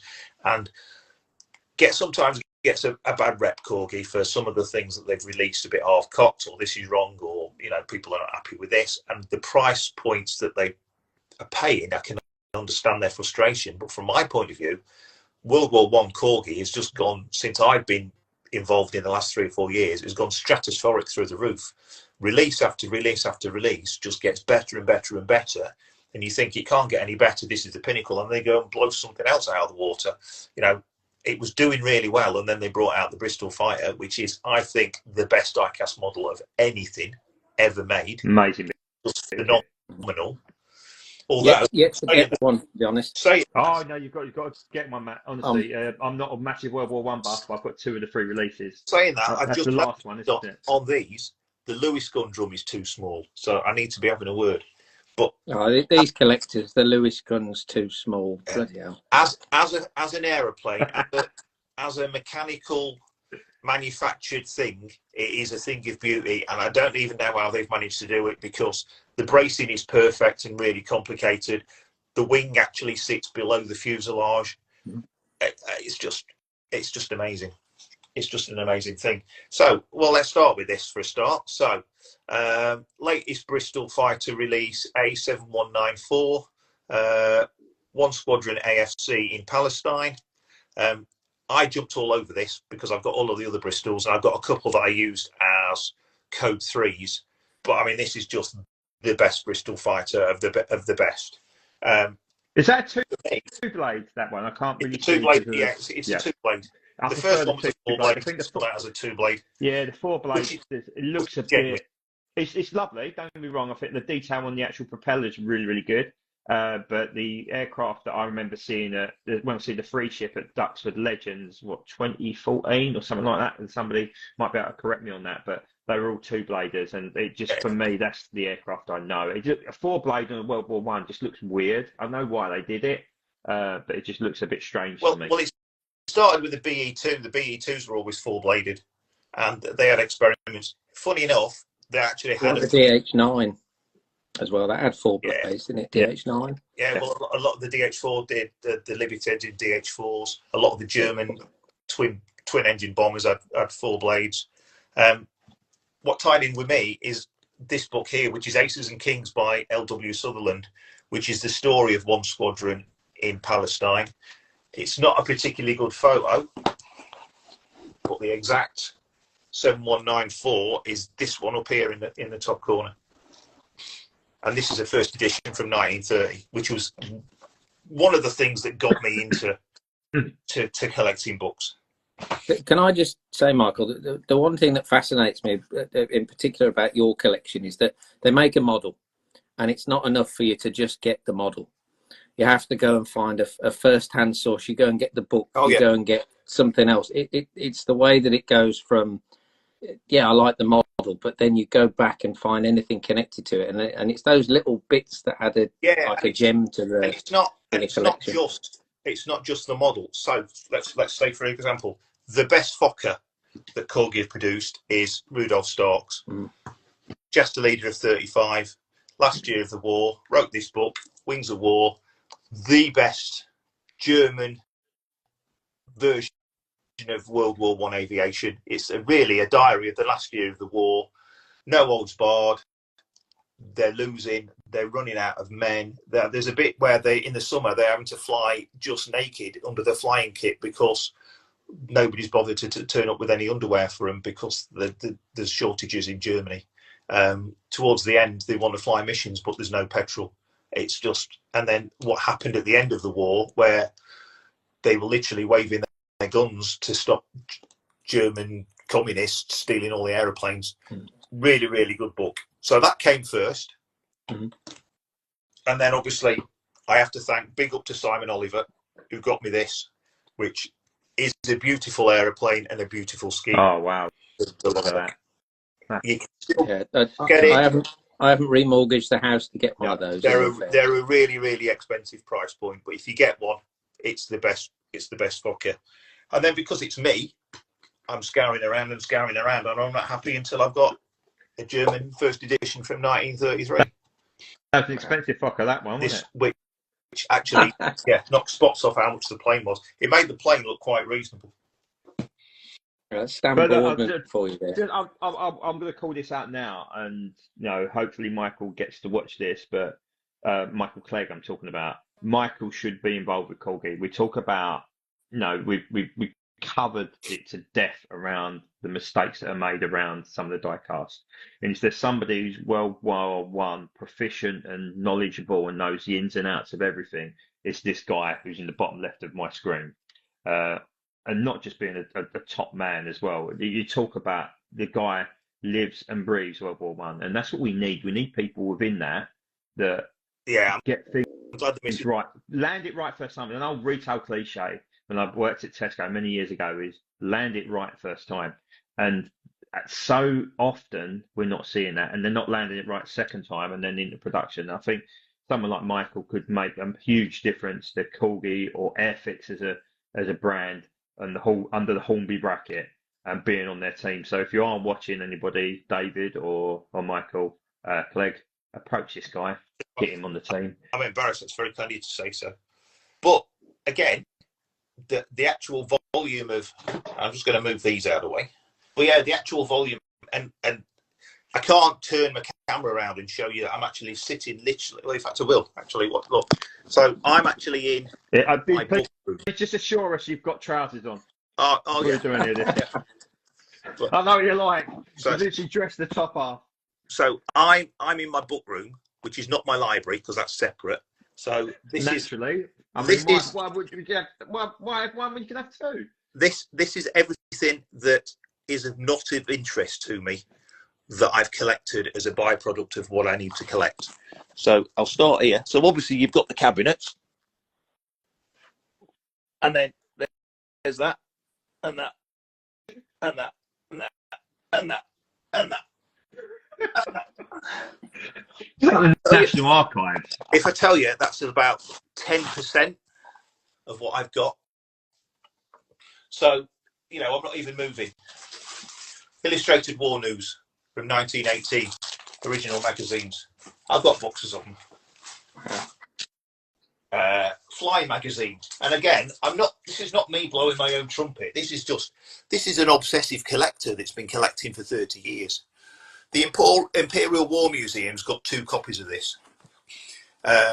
Peter Jackson's got about 3 copies. I've got 68. Naturally. It's Fly from 1918. And it was a weekly magazine. It was the world's first colour magazine. It came out, and I've got hundreds of them. I mean, literally, I've got 68 of them. and it was designed to be thrown away, and nobody kept them. And if they did keep them, they went to the front, and then everybody in the squadron read them. And then when they finished reading them, they screwed them all up, put them in the clothes because they wanted to keep warm. But inside these magazines, at the time, aviation was like a big club. And there is a bit of British propaganda. It is a bit, the Germans are bad, we're all good. But in amongst that, they'll be like, here's the latest, going back to a Fokker, here's the latest Mercedes D3 engine that's in the Fokker D7, line drawings of planes that have been taken as captives, how it actually works, how the aerodynamics work, the performance charts. It's amazing stuff to think that at that time, people in Britain were writing about German planes, French planes, Austrian planes, from a technical point of view, how advanced they were. And it's that sort of thing. It's never been documented anywhere else, and it would be lost to history if obsessives like me didn't just go around flea markets all around Europe or spend hours and hours on eBay, and it's just not bad. No, it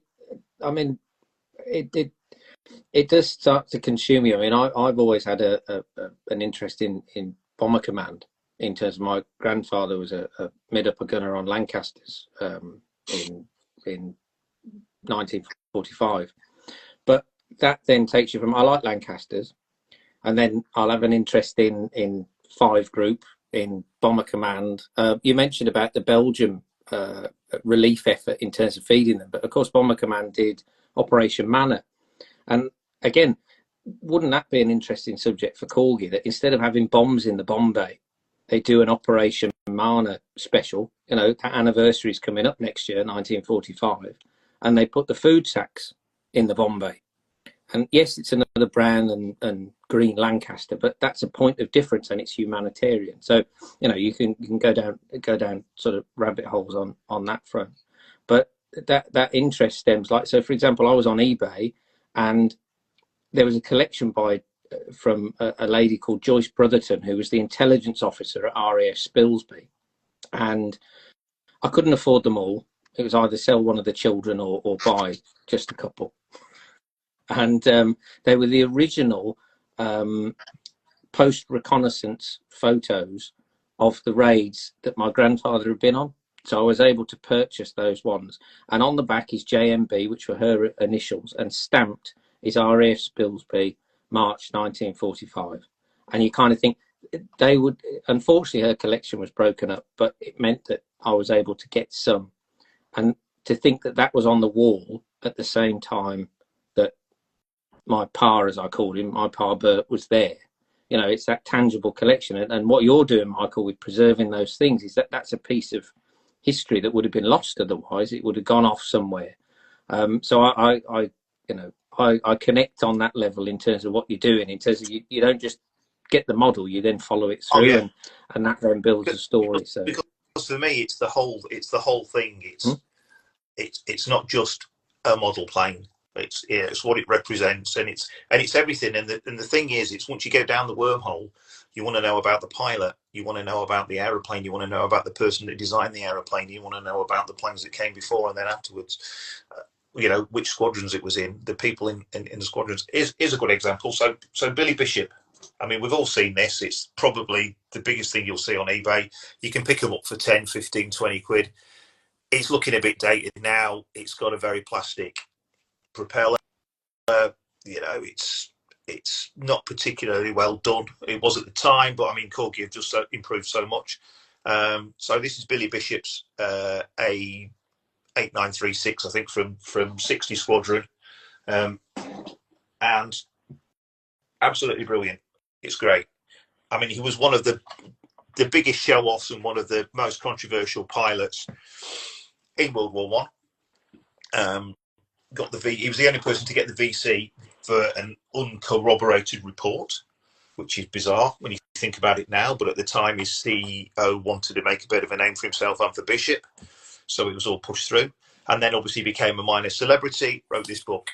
So this is the first edition of his book, which is Winged Warfare, 1918. it's not a particularly rare book. It's not in particularly brilliant condition. But what's special about this particular book, which I picked up, is on the front, somebody's done some graffiti. If I can find it. So there we go. So that little scribble there, which is just a few words and a few names, but he's actually a pilot from 80 Squadron. 80 Squadron were flying stuff with camels and were flying horrendous missions. Trench strafing. They got a couple of machine guns, some 4 Cooper bombs. They were flying at 50 feet above the trenches. They were dropping bombs on rear areas. They were getting shot at by machine guns, soldiers. Their attrition rate was 70%. And they never flew more than treetop height. Brave men. I mean, and the little bit in the under the pilot's name is all the different airfields, including the captured German airfields that they took over in the 100 Days Offensive towards the end of the war, before the armistice. Both the English, then the French, and then the captured German ones. And in my head, I'm often thinking, now that's been passed around. Unfortunately, the pilot's name, he died. He was either shot down or crashed. Nobody knows. His body's never been recovered. But in my head, I'm thinking that he's flying these horrendous missions, seeing a lot of his mates get shot up and killed, badly mauled every day. He's then going back to sit in the mess, and he's reading that and dreaming about flying at altitude and shooting down 2-seaters like Billy Bishop is. You know, just being able to fly properly up in the air as opposed to at 50 feet. And it's like little stories like that just keep me going. Well, that's a bit like the Typhoon pilots, you know, after in the run up to D-Day and afterwards, and the Falaise Gap, you know, they're flying low level missions with a high attrition rate, and they're probably looking at the Mark 9 Spitfire boys, and you know, they've flying all the glory missions and stuff like that, and they've got this brute of an aircraft that, you know, you can't get out of at low level, and it's all ground attack missions. So it's funny how it goes, then jumps to the next generation, you know. So, but that's really interesting, really interesting. Same could be said about the battle on Blenheim cruise at the start of the Battle of France and the invasion of the Low Countries. I mean, the attrition rate there. Well, you know, with the greatest respect, the Spitfires, Hurricanes were sort of patrolling over the French countryside, but all these poor buggers were going in at low level, trying to bomb bridges and losing 75 to 95% of their squadron on standard missions in flying death traps. It's you know, the early part of the war was, you know, they were finding out at great expense how tough, if you had the wrong aircraft, you know, like the Stuka pilots found the same for us. I mean, they started in the Battle of Britain, didn't they? No, the Stuka had blitzed through Poland and the Low Countries and not met any real opposition, and then rocked up over the British Isles, and were losing them, you know, massive percentages of their squadron on attacks. It was a brutal time. Can I just, I don't know, but am I right in thinking that the first VC of World War II for the RAF was won by a ferry battle pilot who flew? I believe it was, yeah. I believe it was. Like 12 Squadron, wasn't it? I think. Yeah, there was on the bridge. Also, there was an Airfix kit 4-pack. The battle was one of them. There was a Blenheim in there. I think there's a Hampden in there as well, if I'm correct. Leroy, the VC, I think, was the VC for the Hampden. Yeah, I can't remember who the battle pilot was, but I mean, I see it last week at the RAF Museum. It is a piece of junk. I mean, you wouldn't want to go to war in that, underpowered, and not particularly, how can I put it, not particularly nice to fly, I would imagine, as well. But look, that was, I mean, as much as we love these aircraft, obviously the history behind them. I mean, Alex was talking about MA 764, which was fished out of Normandy, I believe it was. And you know, he one of 3 who didn't get to make it back, and he managed to get out and obviously get to Spain and that. But how horrific that would have been for a young man. Just imagine looking out over your wing, you've got your 2 mates either side you, and then next to them you've got 2 ME 109s. You'd try and style it out as best you could, wouldn't you? But that's not particularly great. You talked about no underwear before, Michael. I think you'd need a change of underwear when you realise there are a couple of 109s next year. Absolutely. But Right, anyhow, Michael, so, just a technical question: was the Camel starting to be obsolete by 1918, or if not obsolete, not Do you at know the what? same Yeah, level as SE5As? And and it's very difficult because people will defend the Camel. It was a 1916 aeroplane. It had a rotary engine. It was horrendous to fly. More people died in it in accidents than were shot down by enemy action. But it wasn't particularly fast. It was great in a dogfight if you knew how to handle it.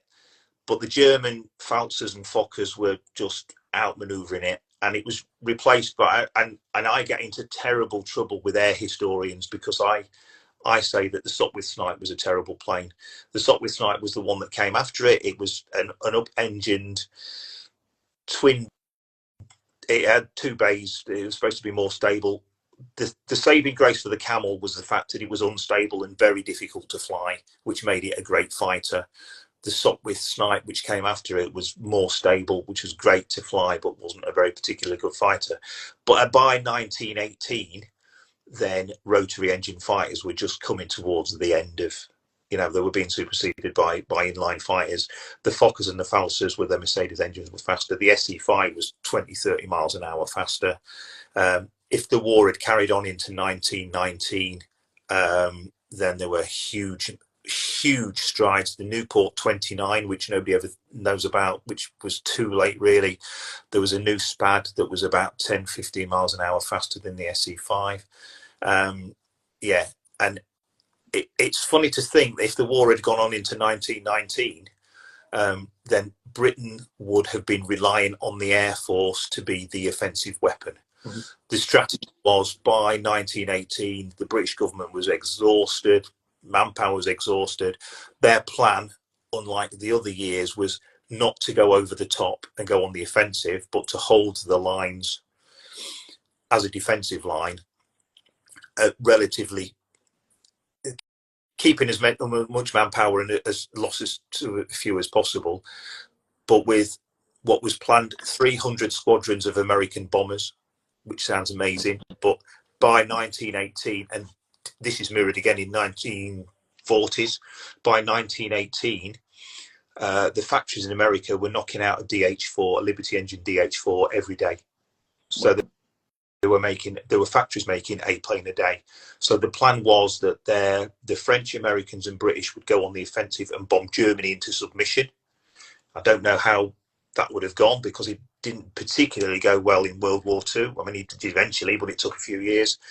They were going to go round the clock bombing American DH4s during the day, British Handley Page 1500s, and the old FE2s at night. So like round the clock bombing of the Ruhr until Germany had no more capacity to make war. And that was the plan. I mean, luckily it didn't come to fruition because we won in 18. But and the Germans were aware of this, and they were producing things like the Siemens Schubert CH4, the Fals 12, the Fokkers, the 7s and the 8s. And the 8 was a fantastic plane because it was they called it the Flying Razor Blade. It was like a high wing monoplane, a parasol fire. But again, it had a rotary engine and it just couldn't, it wasn't fast.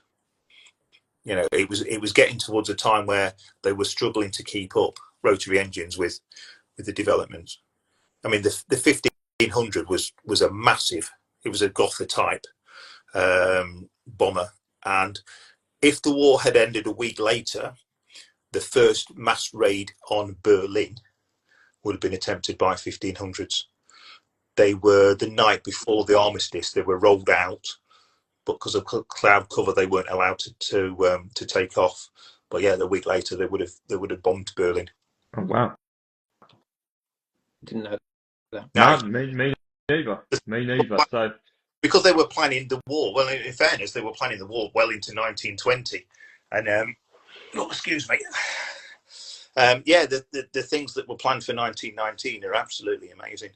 By the same token, the Germans, short on resources, were building an America bomber. So they were actually starting to construct a bomber that was going to fly across the Atlantic and bomb New York. Oh wow! it got towards the building stage, but they ran out of resources, so they weren't able to complete it. But to this day, in the Imperial War Museum archives, in the basement, there is I think it's a 10-foot wheel, which was the wheel of the German America bomber, wow, which was liberated at the end of the war. It was a huge thing. How on earth have they fueled it up to get that far, though?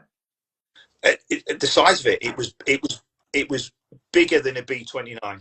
If you think that, in realistic terms, the Wright brothers started flying in 1903, but nobody believed them until 1905, and then sort of news got out. The Americans were still very skeptical. The Wright brothers got frustrated. So by 1907, 1908, they came over to France, and France was really the pioneers of aviation. So from 1908 to 1909, aviation really started in Europe. You think 10 years later, they built, well, less than 10 years later, really 8 years later, the Siemens Schubert R4 was a giant 5 or 7 engine bomber, depending on the variant, that was a few inches shorter than the B-29 in wingspan. Was the first one to have an enclosed pressurized cockpit, fully illuminated instrument panel, had a toilet, and if the Germans had had the resources to build those, they could have bombed London horrendously. They were massive things, absolutely massive. If I get time, I'll send you a picture of one. There's a really good aerial picture of one, and you can get to see the sense of how big they were. But yeah, so that was like 1916, 17 when they started to build those, and it was just a few inches in wingspan shorter than a B-29. Outrageous.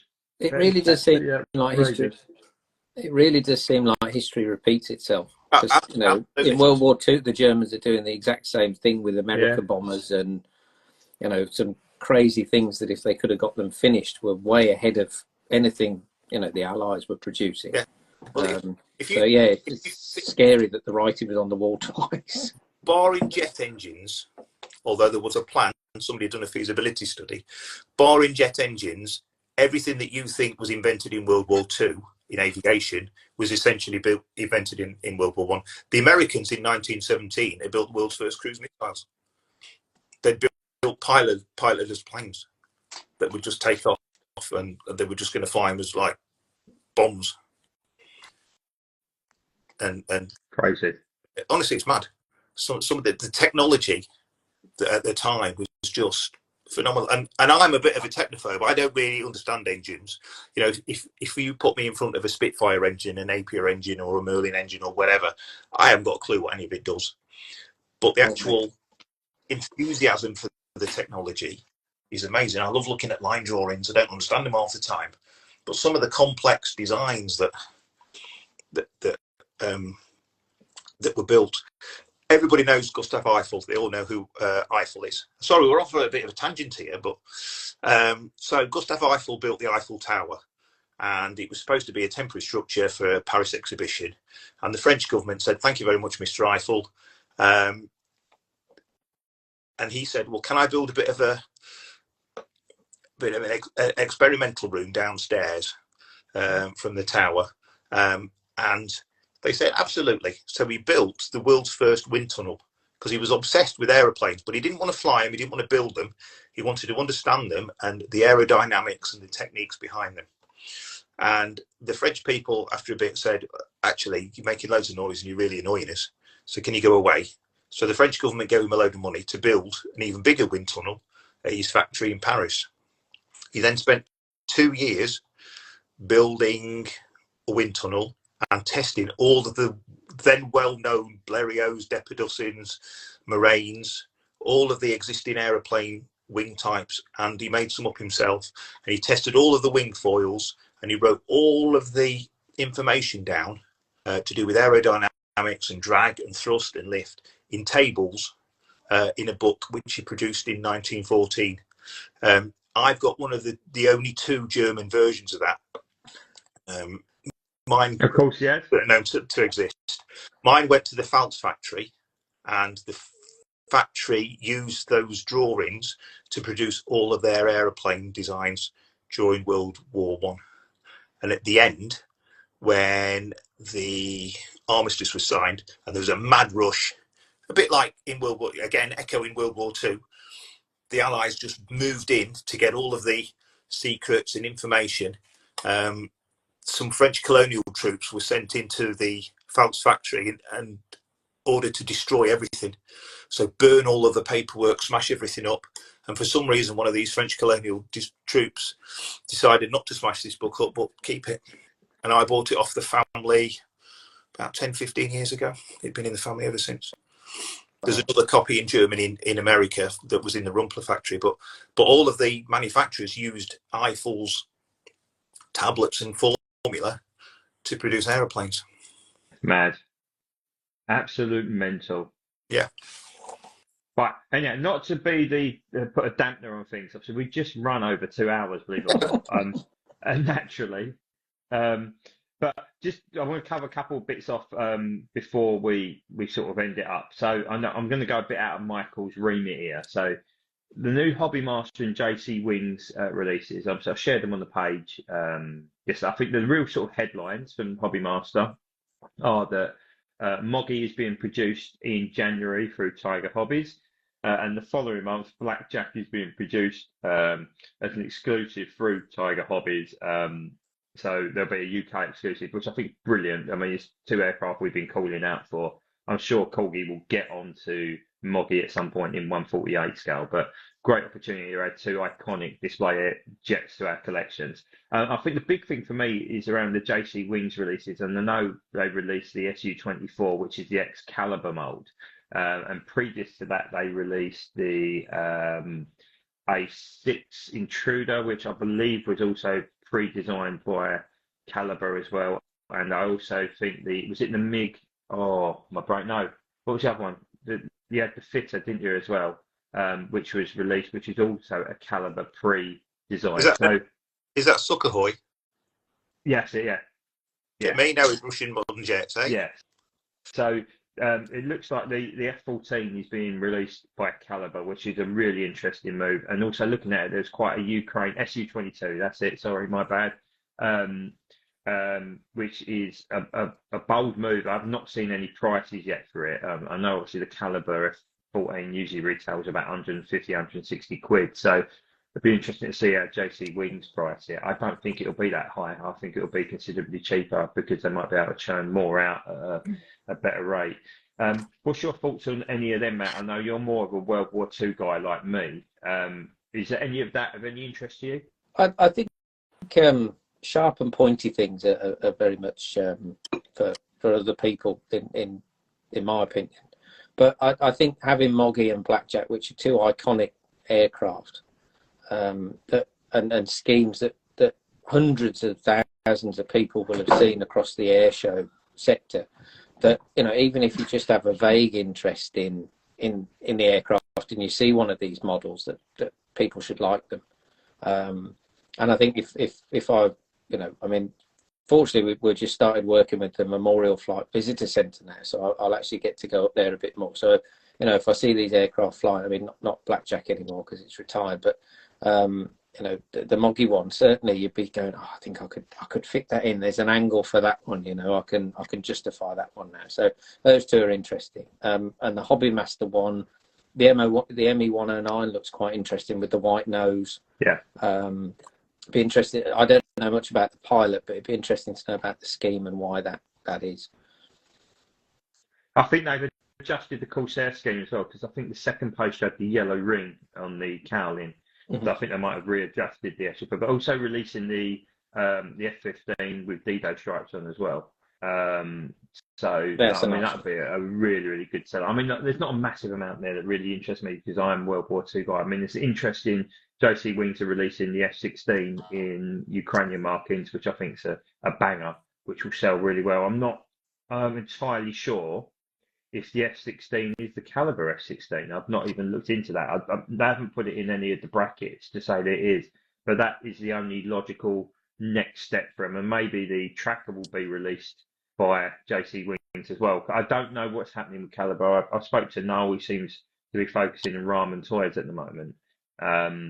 But I don't know if that's the end of Caliber or whether Caliber are going to be released through JC Wings now. I mean, if there is a positive, at least their molds are being kept. And I guess JC Wings have got a more, I don't want to say professional outfit because that sounds really negative towards Noel, because Noel obviously cares very passionately about his products. But I think it could be a good home for him, good natural fit for him. I think they've worked closely before. So, look, I mean, the hobby's a better place having those aircraft released, regardless of whether it's Caliber or JC Wings. But I mean, there's nothing World War II that I've noticed coming out recently. I mean, the JC Wings releases were all grade pointy things. So, which sort of brings on to our last bit, is around new additions to our collection. So I'll go round. I'll start with Mike. Mike, what's your most recent addition? Oh, do you know what?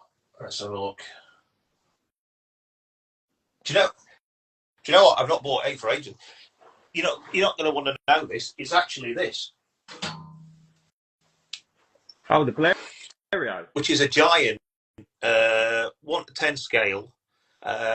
It was never released for sale. It was released as a limited edition by the Shell Aviation arm of Shell to celebrate 100 years of supplying Shell petrol, because they supplied Blériot with their petrol in 1909. So this came out in 2009. It came out in a brown box. It was all very secret. I don't know how many were released. It's I don't even know who's made them. They wouldn't even tell me. I was very fortunate to get that. It was released by Shell and given ostensibly to their really good customers. And I don't know how many millions you needed to spend with Shell to be a really good customer. But I bid for it on eBay and I lost out. It went for a ridiculous amount of money and I lost out and I was devastated. And then lo and behold, 2 days later, the bloke that was selling it messaged me and said, I don't know if you're interested, but my dad had 2 of these and I've just found another one. So would you like it? And I will sell it to you at your last bid price, which was significantly lower than the first winning bid on the first one. And I literally, I offered to sleep with him and then afterwards snapped his hand off. Yeah, the box is massive. It's got a really nice... Thank God you paid for it. Yeah. That's the one I'm saying. Yeah. That poor man. That's the most recent. I have got the last Spad, but I've not even had it out of the box. It's downstairs. I've got space for a Spad cabinet, and I've been saying since January I need to get another cabinet, because I don't know if you can see when I do my cabinets. Let's pick the Fokker cabinet. That's a good one. So what I try and do is I try and match original documents or photos. At the moment, that's bad. We're looking out a window then. Of the... Is that better? That's better. Of the pilots, and any other documentation. So, say for example, in the Sopwith Camel one, there's a reproduction of a Sopwith Camel combat report from 1918 August. Yeah, so I try and tie those in. So I'm building a Spad cabinet, which I've been doing since January. I just haven't got round to it yet. So that's still in the box, and I'm really looking forward to a bit of a... When this comes out, this is obviously my Code 3 version of the new Corgi SC5 for Grid Caldwell. So once that, and I've got 2 on order, one with Corgi, one with Andy Beck, shout out to him, who's the top lad. As soon as I've got those, then this will get repurposed as something else. Lovely. Ladies and gentlemen, that is what would look like Stevie Wonder giving you a tour of his aviation collection there. I've got a hole in my head. I've got I'll tell you. No, cheers, mate. I'm only kidding with you. Matt, what's the latest edition you've had? I had a bit of a spree on the Corgi 190s. I picked up a couple of the Osprey books, Defence of the Reich and the 190 Aces, and I've managed to pick up the Biggin, I think that, not without murdering his surname, with my pronunciation, the Biggin, I think F190, which is one of the nicest ones, I think. And prior to that, I'd got the checkerboard cowling version. That's lovely. And hard to find as well. Yes. So those, and they came in at about around about 50 quid. So that was not too bad for those, I thought. And then the horse tanning Legends version as well. With the really, it looks sinister with that full eagle on the cowling, which I think essentially that was there to hide the exhaust staining. And they kind of, incorporated that into some really cool, if you were on the German side, nose art type thing. But yeah, and I actually like the Legends one better because the undercarriage is actually fixed. Because the one thing about the 190 is you cannot sort that undercarriage out. No, it's just awful. And further down the further down the line, they get worse and worse as the mould gets older and older as well, and they just splay out everywhere. It's just an awful bit. I mean, it's a bit like, I don't know if anybody's got the most recent Spitfire 19, the Rolls-Royce one, the undercarriage on that gash, absolutely awful. You need a little bit of blue tack to stick it back in there. Because I like doing the little diorama pictures, where it's on the display base, with the background and stuff. And when you've just got it posed and you're going to take the photograph and then it collapses, you just think, balls. Of a bitch. Yeah, you do. Absolute son of a bitch. It's a bit like the original ME109s as well. They're an absolute nightmare. Awful. Yeah, awful. Absolutely awful. But that's what I've had a look at recently, and I haven't necessarily gone for any of the new shiny releases yet. I'm being a bit picky in my old age now, but the one that keeps tempting me is that the new 617 Squadron Tall Boy. That it keeps cropping up, and I go, no, Matthew, no, but. It keeps coming up, and so we'll see. But I will show you all one of my most latest releases. I don't think you can see it over my shoulder. I bought a spare snafu because just having one. I mean, why do you only want one? So I bought another one because part of the reason I bought it is I'm doing I'm into P47s at the moment, so I'm doing a lot of code-free P47s. It's a shame I haven't got it to hand. It's the other side of the camera, which I'd happily get. But I don't know about you guys, but I have a top 5 that I like to aim and target for and try and chip away at. And for years and years and years, it was the Gemini Desert Spitfire. One of the ones I wished I'd got a few years back was the Hans Joachim Marseille ME109G. And if anybody knows, the G's amazing model by Corgi. And as luck would have it, somebody was selling 2 loose aircraft, the G and the most recent Colin Gray Spitfire. So I picked them up for £30, and I did a video on about finding the bargains. And this is said aircraft. I don't know if we can get a better view. This now, I mean, you find this under 80 quid on eBay is an absolute bargain. And just actually, I'll pause it very, very quickly. Sorry, just walking over to it. I'll show you the other. You talk about bargains. I'll show you the other bits that I managed to find. So I managed to find a loose Saints Buccaneer, which was 15 quid. Needed a new undercarriage, and someone very kindly provided one off of the Facebook page, which was amazing. Probably my best bargain was a random. It was just advertised as Diecast plane. I put an offer for £5 in, and that's that. It's the Hell Diver, for 5 quid. And I've got some spare undercarriage coming from that from Hobby Master. And I'm actually going to reveal a couple of my code 3s, because what I'm also doing at the moment is buying cheap aircraft loose and doing them into code 3. So this one has just had its final coat. It needs the canopy masking taken off. So that is an all pink, I don't know if you can see it, D-Day PR9. The canopy masking is still on, so it needs to be removed. I'm really, really happy with that. I think it's really good. And my other 2 that I've been working on, and I'm starting another one tomorrow.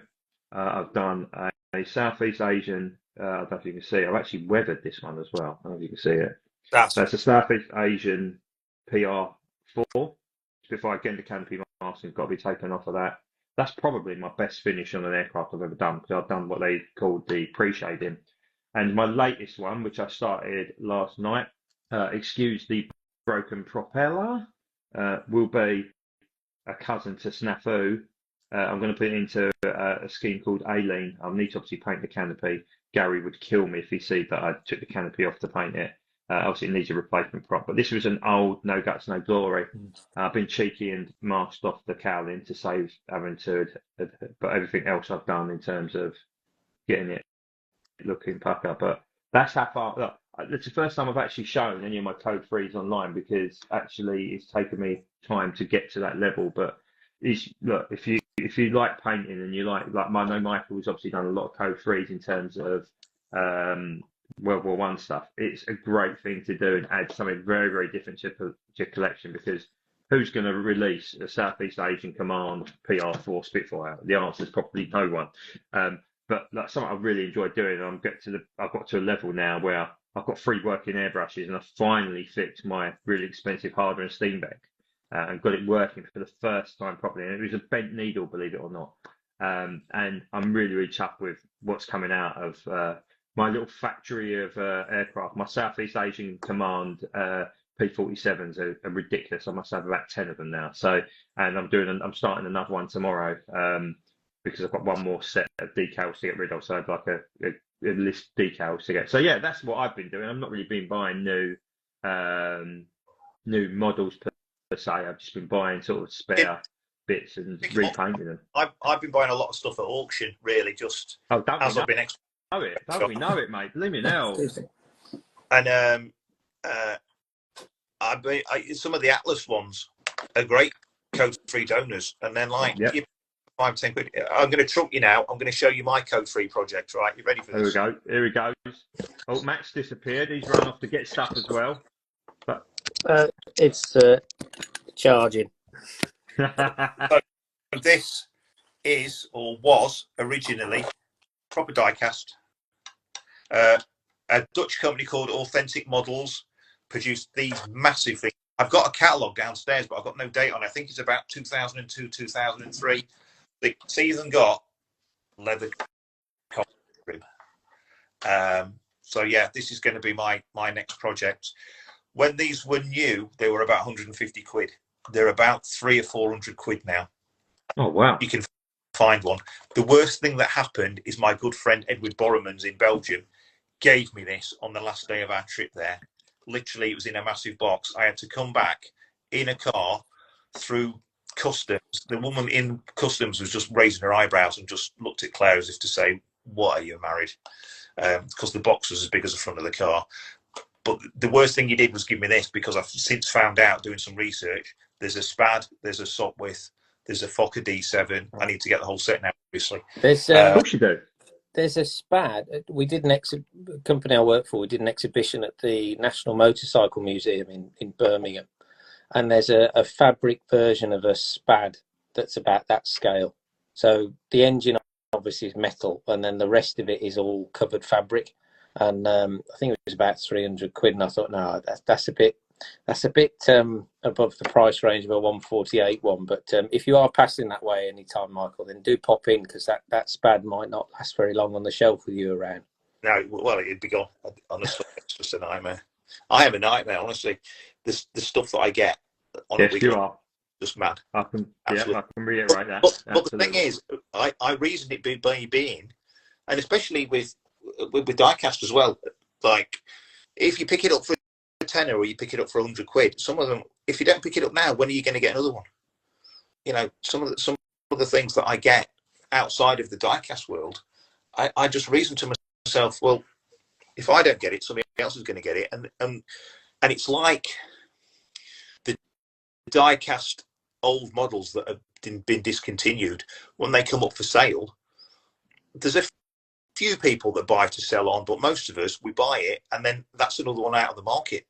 You know, the pool of available planes goes down all the time. You know, when I don't hate me for this, but what I do with mine is a creepy. I'll be honest with you. That lean into the camera and the whisper down it. We're sinister. I'm going to say, I'm going to say this now. I'm aware of what I'm saying. That's what says this only once. But when I get mine, I give away the boxes and the collector cards because it devalues them, and I've got no chance of reselling them then. Look, great. Look, it's a bit like if your missus ever asks you to sell them, you just put them up at stupid prices, and then nobody buys them. Well, in fairness, she wouldn't. She just lets me just get on with it. But look, I'm going to wrap it up there, lads. Look, we've been going for 2 hours, 20 minutes. I mean, what a night. I mean, I could talk to you guys for all night, to be honest with you. But look, I hope everybody who's watched this has enjoyed it. And I see the numbers are dropping down a little bit now as everyone probably goes to bed. We've all died of old age, that's why. Yeah. Look, Mike, thank you so much for enlightening us with your World War One knowledge, which is not just infectious, but is just unbelievable. You know, you're like the Encyclopedia Britannica. There's two things that know everything about World War One, and that's my ex-wife and you. Yeah, but she don't know nothing, in all fairness. But she'll tell you she does. The nickname for her, between obviously she ain't ever going to watch this, is called I called her the Encyclopedia Shitanica. Because she didn't know nothing. But I've slagged her off about 4 times tonight. You can tell I'm like getting over it now, can't you? But Matt, thanks so much for joining at short notice. We will put you on one of the Wings Monthlies from the outset next time. It's only because, with the greatest respect to you, Alex is a little bit more important. No offense. It's more, in fact, I wasn't even going to go on it myself and just leave Alex on here. So, it was awesome. It was real cool. But look, and of course, how can I not thank Alex and of course Dan, my wingman. He's the goose to my Maverick. Obviously, he's the expendable one. No, obviously, I know he's not been very well tonight. So for him to obviously come on as well was really, really kind of him. But Alex, like I say, I'll drop him a message after this. I hope everybody's really enjoyed Alex's story, and please go and check out the guys down at the Heritage Hangar at Biggin Hill if you are around there. It is a treasure trove of gear. And we found out some amazing stuff tonight. Obviously, the excitement of the Mosquito coming and everything that's living in the hangar and what's going on with the Mark 1 next year as well. So, look, thank you very much, guys, for spending a good couple of hours. Jamie has been on all night. Jamie, thanks for tuning in, buddy. We need to get you on at some point again as well. Although we might need Google Translate with your heavy Northern Irish accent now, but I'm just throwing digs at everyone tonight, and so look, cheers, mate. It's really good to be part of this community and have like-minded individuals. That's the reason we do it, right? And hope you have a great rest of your working week. But yeah, cheers, guys. Thank you very much, and I'll see you for episode 11 in December. Bye. Cheers, guys.